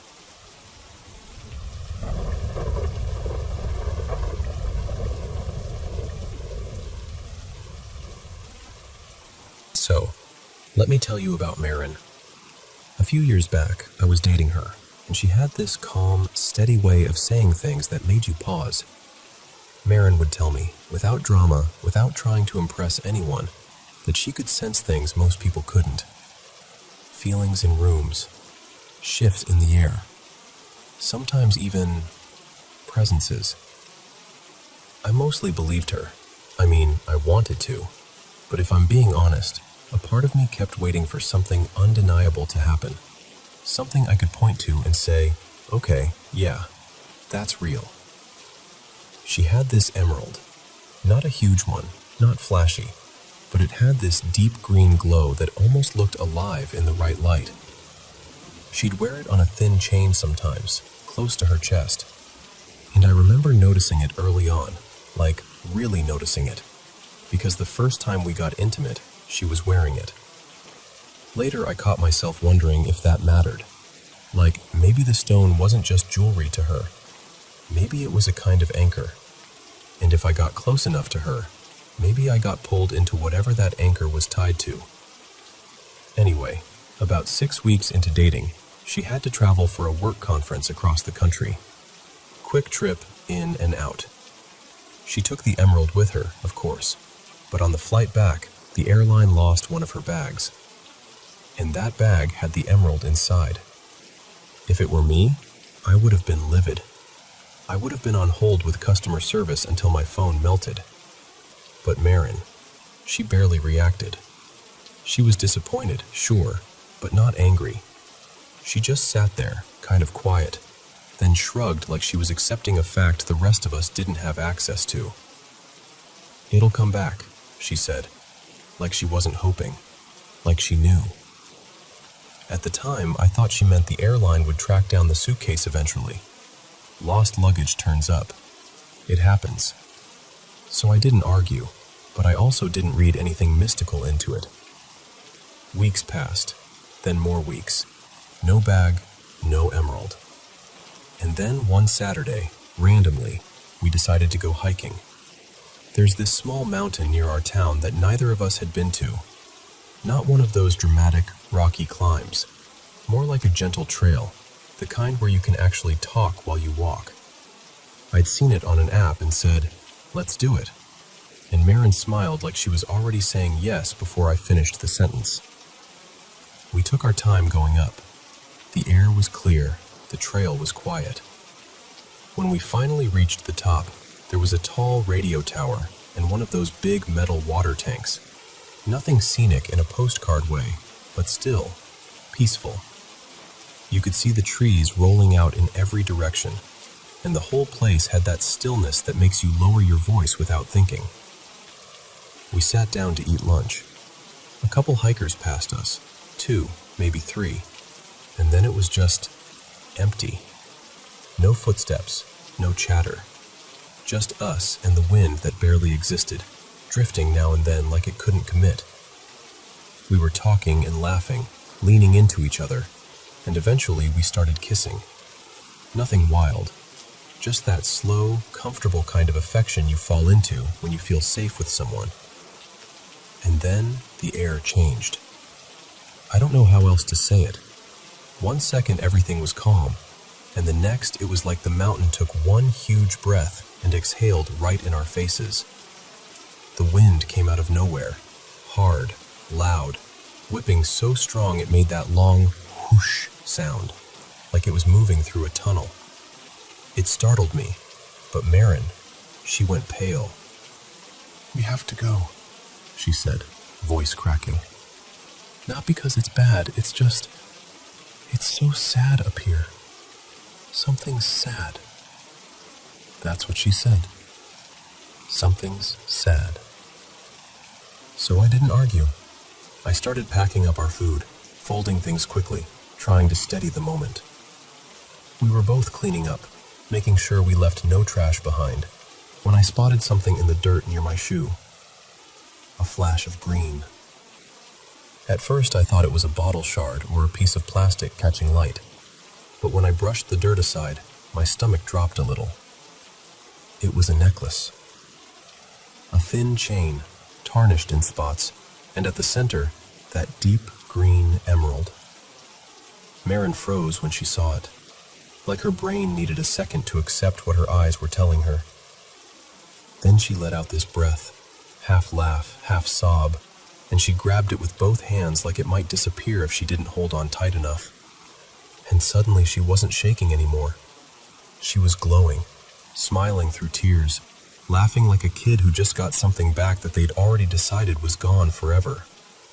I kept looking around, almost expecting someone to pop out and yell, "Gotcha!" But there was nobody. Just that wind, fading as quickly as it arrived, leaving behind this heavy quiet. On the walk back down, she told me something she hadn't said before. The emerald had been her grandfather's gift, given to her when she was little. She said it wasn't just sentimental. It was him. Like he'd poured something of himself into it, some promise of protection and return.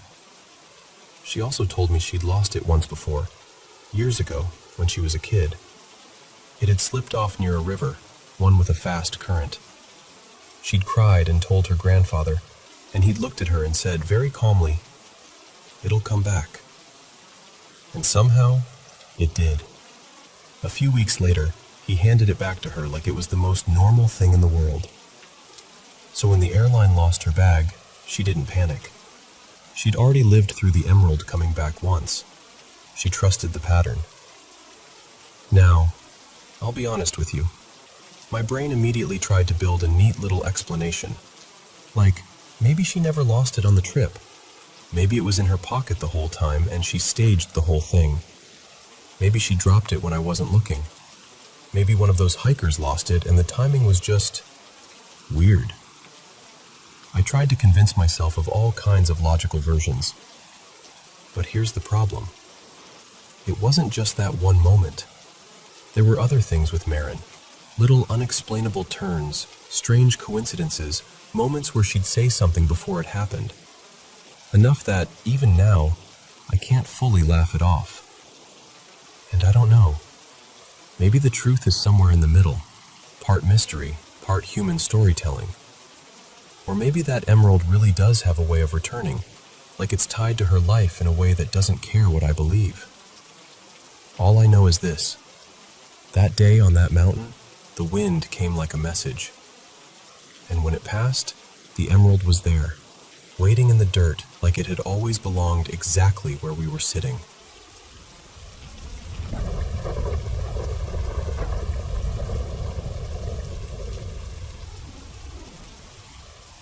I'm going to tell you about something that still makes my stomach drop when I think about it, because I know what I heard. There's just no way I imagined it. So, a few years back, maybe 3, give or take, my sister Maris and I were living together in this little townhouse in a quiet suburban town. The kind of place where people wave even if they don't know your name, and where the edge of town turns into nothing but woods and open fields. At night it got weirdly still, like the dark had weight to it. Anyway, it was a Friday, late afternoon, and Maris and I had been fighting over something so small it's almost embarrassing to admit. One of those petty arguments that somehow grows teeth because you've been around each other too much. We worked at the same place back then too, so there was no cool off and take space. It was just all day, every day, the same person, the same tension. We were sniping over text all afternoon. Then it turned into calls, and by the time the workday ended, I was shaking with anger, like I could feel it buzzing under my skin. Maris left the office first. I stayed a little longer, trying to breathe through it, trying to not explode. Part of me wanted to just go to my mom's house instead. She lived close. But I told myself I needed to be alone. I needed quiet. So I drove back to the townhouse, gripping the steering wheel too hard, dreading the moment I'd walk in and it would start all over again. When I pulled up, the street was calm, too calm. I remember the air looking sort of dim and flat, like the evening hadn't decided if it wanted to be night yet. I walked to the front door, took a breath like I was bracing for impact, and stepped inside. The downstairs was quiet. I headed toward the kitchen, and I remember feeling this wave of relief because, thankfully, Maris wasn't down there. Her bedroom was upstairs, right above the kitchen, and you could hear everything through that ceiling. And that's when I heard her voice, clear as day. She was on the phone, and she was talking about me. Not just venting either. I mean, she was tearing me apart, calling me names, talking about my character like I was the worst person she'd ever met, saying these nasty, cruel things that didn't even sound like normal anger. It sounded like someone trying to hurt me. I stood there in the kitchen, frozen, staring at the counter like it could explain what I was hearing. And something in me just broke. I pulled out my phone and called my mom, because I needed someone to ground me before I did something I couldn't take back. I told her, "Mom, it's bad. It's getting ugly. I don't know what to do." But while I'm talking to my mom, the voice upstairs suddenly shifts, like it realized I was home. And then it starts screaming. Not muffled, not distant, piercing, sharp. The kind of screaming that makes your heart jump like you've been slapped. "Get the F out!" And then worse. Way worse. It was saying disgusting things. Violent, hateful stuff. Stuff I don't even like repeating. But the point is, it sounded exactly like Maris. Same tone, same rhythm, the same way she dragged certain words. Her voice has this distinct bite when she's furious, and that bite was cutting through the ceiling like it wasn't even there. I snapped right back. I started yelling up at the ceiling, screaming until my throat hurt, and my mom is on the phone hearing all of it, hearing me go absolutely feral with rage. Then my mom suddenly goes quiet. Not like she got distracted, like she got serious. And in this low, careful voice, she says, "Honey, stop." So I stop. I'm breathing hard, shaking, still staring upward like I'm about to see someone come through the ceiling. And my mom says, slowly, like she's choosing every word, "Maris is right next to me. She's here, at my house, right now." I didn't understand at first. My brain couldn't make the shape of it. And then my mom says, "Who are you yelling at?" I swear to you, everything in me went cold. Because I had been hearing her. I had been fighting with her. I had been responding to her voice with my own voice. And I wasn't guessing, I knew it was her. But she wasn't there. And that's the moment the fear hit, the real fear. The kind that doesn't come with adrenaline, just this sick, sinking certainty that something is wrong in a way you can't fix by turning on a light. Later, when I tried to make sense of it, I kept landing on the same thought. Whatever was upstairs didn't want a conversation. It wanted a reaction. It wanted anger. It wanted chaos. It wanted me loud and hurt and losing control. And ever since then, I've never forgotten what that felt like. Standing in my own kitchen, listening to a voice I trusted, knowing in my bones it was real, and realizing it couldn't have been. So, I don't know what you believe. I'm not here to convince you of anything. I'm just telling you what happened. And I'm telling you this. If something ever tries to pull you into rage that fast, if it feels like it's feeding on the worst parts of you, step back, breathe, reach for something steady. Because sometimes the scariest thing isn't what you see. It's what knows exactly how to sound like someone you love.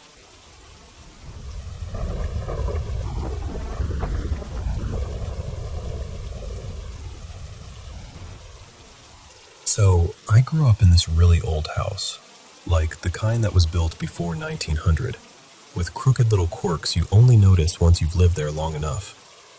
When I was a kid, my little brother Eli and I had our own bedrooms at first, but when he was about 3 or 4, he started having nightmares all the time.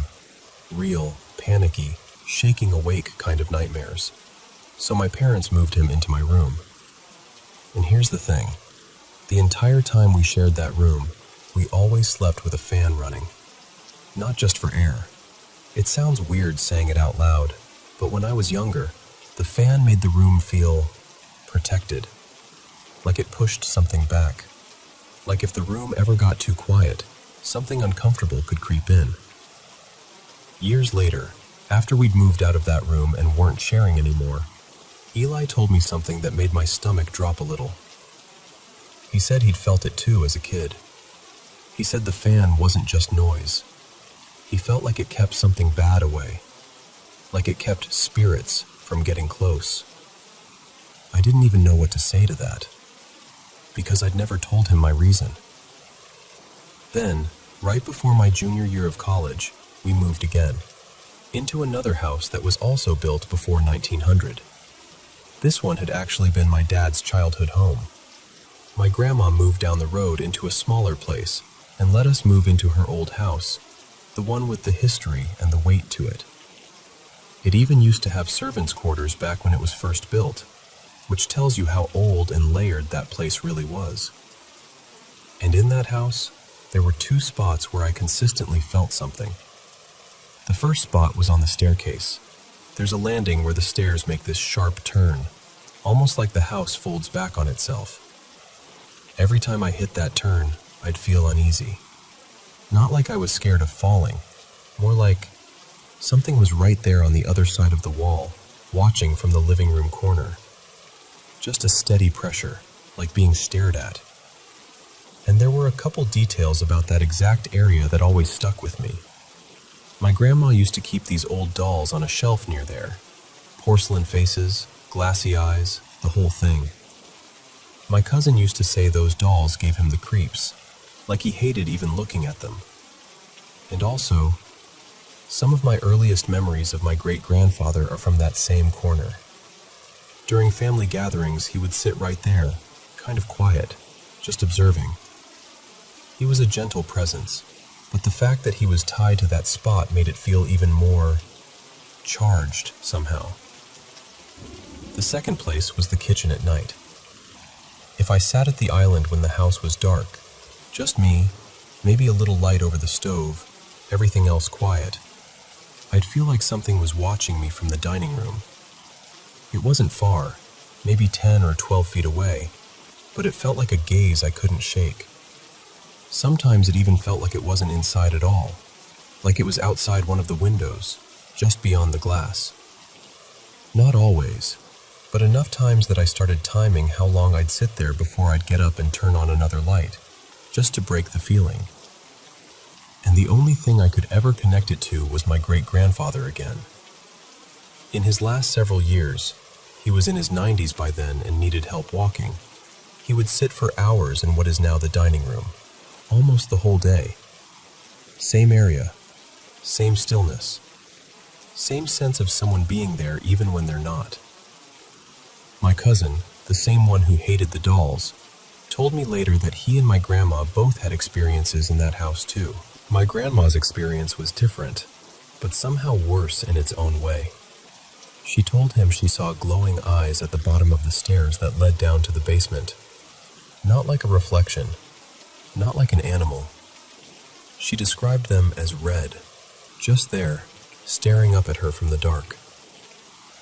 After that, my cousin said she had the house blessed.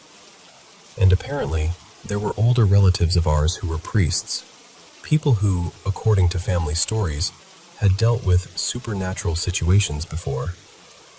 I don't know how much of that is tradition, how much is truth, but it's something I grew up hearing in bits and pieces. And that brings me to why this has been on my mind again. Because 2 nights ago, something happened that I can't just shrug off. I'm living alone right now in a military building built around the mid-1940s. No roommate, just me. It was about 2 a.m. I was awake and looked over toward the desk across the room, and I saw this soft green glow on top of it, like the color you'd see on an alarm clock display. Not bright like a flashlight, but unmistakable, a source of light. And the thing is, there wasn't anything on the desk where the light was. No device, no charger, nothing with an indicator. I stared at it long enough to be sure I wasn't half dreaming, then looked away and back, and it was still there. This steady green glow sitting in empty space like it belonged. Then, about 30 minutes later, I heard a sound from the other bed, like someone rolling over under blankets. The soft shift, the fabric drag, that very human turning in sleep noise. But the other bed didn't have bedding on it. It only had my uniform laid out, and it didn't move. So I just sat there, frozen in that kind of silence where your brain starts begging you to explain it. Air vent, settling building, whatever, anything. But the sound was so specific, so familiar. And since then, I've had this other thing happening too. When I walk to the bathroom at night, I sometimes feel like something is behind me, keeping pace. Not footsteps I can hear, just that instinct, that prickling pressure between your shoulder blades like you're being followed. There are other people in the building, sure, but when I feel it, the hallway is empty. No one else in the passageway. No doors opening, no voices, nothing. And I hate admitting this, but it's the same feeling I used to push away with a fan when I was a kid. The same don't let it get too quiet feeling. The same sense that something is present, even when you're completely alone.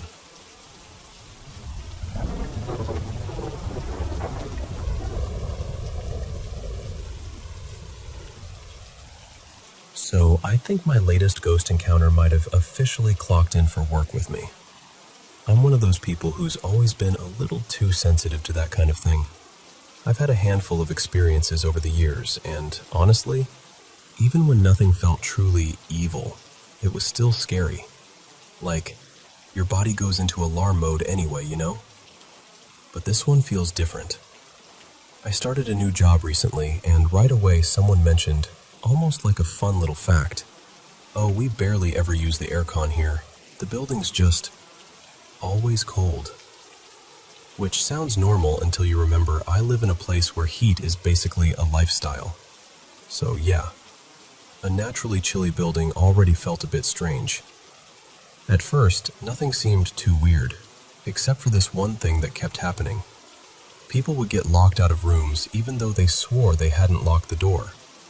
Like, they'd step out for a second, come back, and the knob wouldn't turn. It happened to a few coworkers, and then it happened to me once too. I brushed it off as old doors, old locks, whatever. Then one day, I was alone in the building for a while, and I heard what sounded like someone gently moving around in the kitchen. Not loud, not dramatic, just that soft, someone's in there kind of sound. Pots shifting, a cupboard maybe. The casual noise of a person doing small things. But here's the thing. There are only two ways into the building. One entrance was properly locked, and the other one? If anyone came in through it, I would have heard it, and they would have had to walk past me. So I go check the kitchen, half expecting to catch someone sneaking a snack or something, and there's nobody. Not a single person, no movement, just that cold, quiet air. It was odd. Not terrifying, just odd. Then today, my boss was in my office chatting with me, and we both heard these noises coming from the front room. It sounded like knocking, but not on the door, more like someone tapping something against a surface, like knuckles or maybe an object, and it was definitely inside the building. My boss actually got up and went to look, properly investigated it, walked around, checked the front area, and found nothing. No one. Later on, the aircon was switched on, and none of us had done it. There were only 3 of us working that day. No one claimed it, and it wasn't on earlier. It was just on. Like someone decided, yeah, we're doing this now. And then it clicked for me, like within the last day, what building I'm actually in. I'm gonna call it Albie's building, because I've heard people talk about it before. Shopkeepers who used to work in this building complained about a ghost. Like, genuinely complained. Not in a ha-ha spooky way, in a this place has something going on way.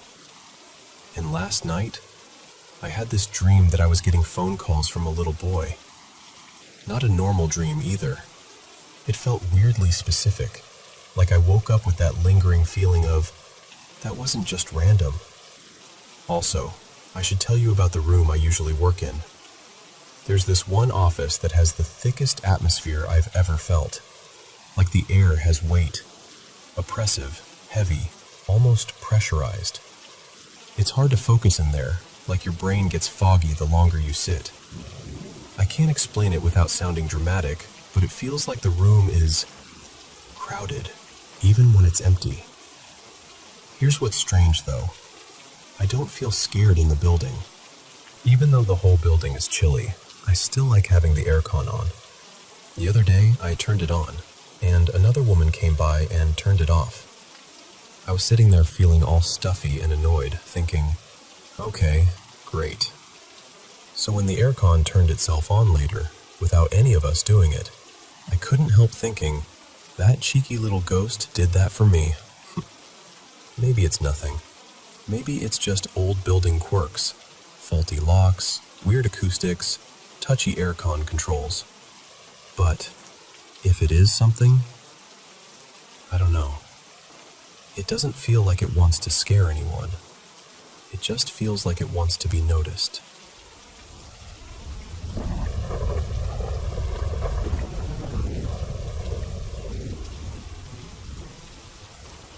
So this goes back to about 9 years ago now. I've told bits and pieces of this story to a few people over time, but I've never really sat down and shared it start to finish. And I should probably say up front, strange stuff has followed me most of my life. I don't go looking for it. It just finds me. But this house was different. I was living in a small, low-income town where rentals almost never come up. The kind of place where, if you find something that isn't falling apart, you grab it and don't ask too many questions. At the time, I was living with my mom, my brother, my sister, and my nephew.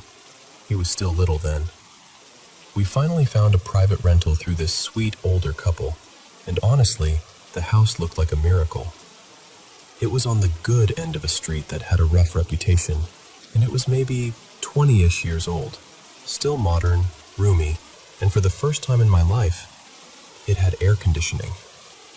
I remember walking in and thinking, okay, we've made it. This is fancy living. Now, this place had a weird layout. It almost felt like it had two backs instead of a front. On one side, it faced cane fields and the beginning stretch of a highway. That side had a fenced yard and a covered patio. The other side backed onto a quiet street with a little park. Peaceful, actually. And on that quiet side, there was this enclosed outdoor area that wrapped around, plus another locked-off little section where the landlords kept a spa we weren't allowed to use. Off that whole area was a big, sort of nice double garage. And inside the garage was a door into a small tool shed. And inside that, there was this tiny room. It wasn't even useful, really, just old tools and junk. But the second you stepped near it, the air felt wrong, like the room didn't want you in there. I never had a reason to go inside, and I avoided it the way you avoid a dark hallway in a horror movie. You know when your body says no before your brain catches up? It was like that. Not long after we moved in, I started feeling watched.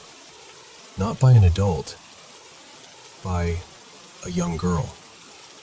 I never saw her clearly. It was more like a presence, like the sense of a small person standing just out of view, quietly paying attention. And it always felt strongest near the spa and garage area, like she was tied to that part of the house.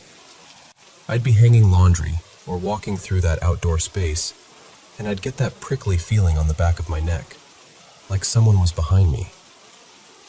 That was unsettling but manageable. I told myself I was imagining it. Stress, new house, all that. And then something happened in town. A little girl was killed. An awful, senseless case that everyone talked about for weeks. The whole city felt heavier after it.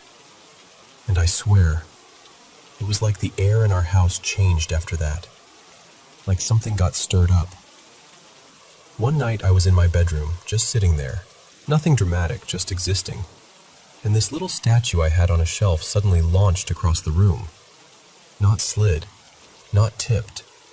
It flew, fast, like someone had thrown it with real force.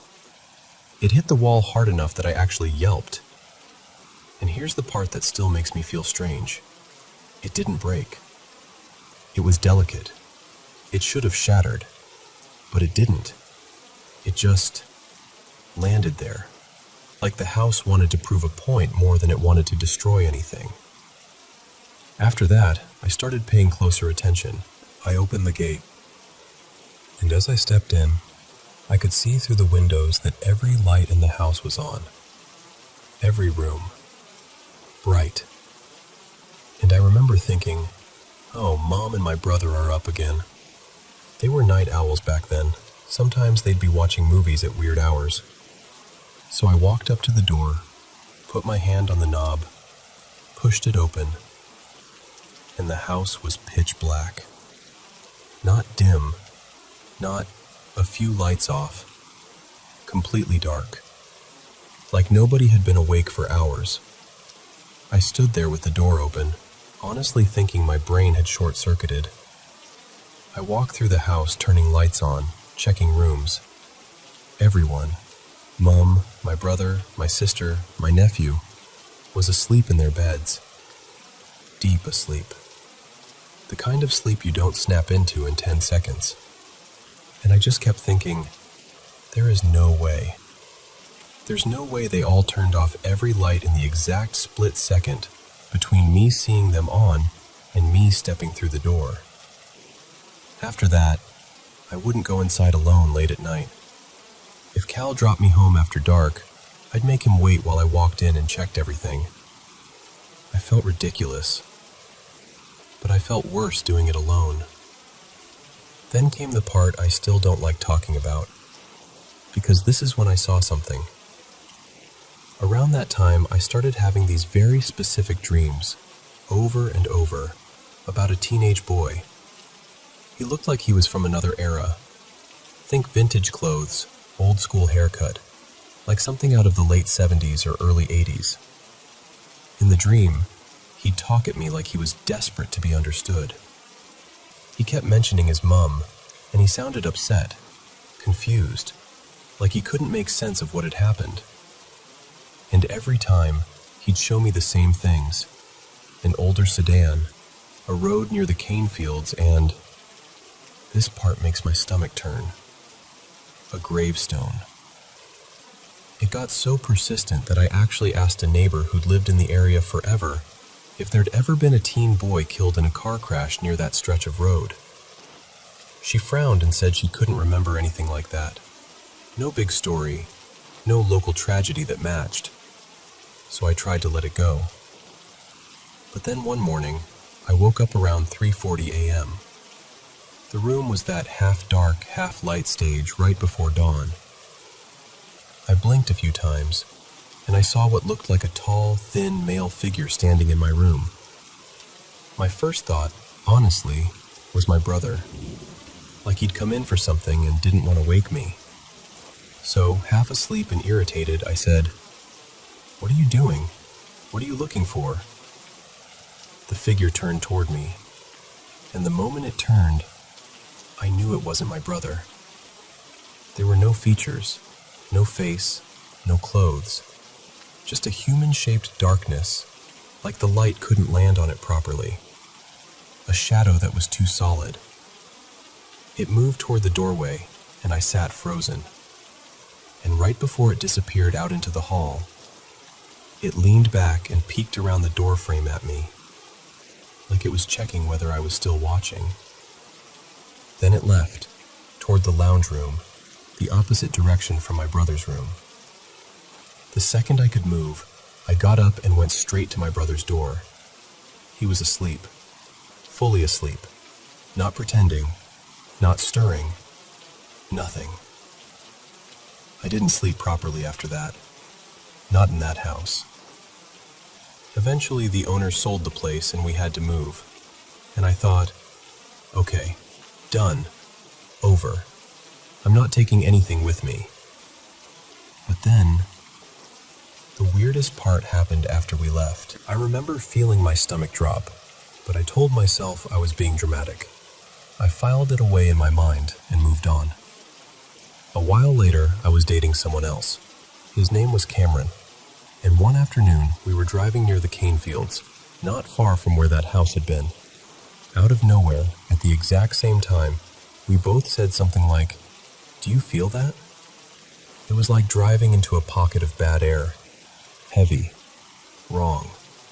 We pulled over for a minute, and Cameron went, "I don't want to be here. We need to go."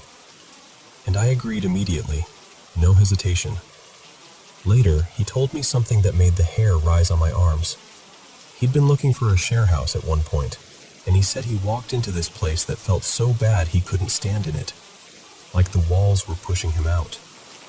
When he described it, layout, outdoor area, garage, I went quiet, because he was describing that house, the one I'd lived in, and I had never told him, not a single detail.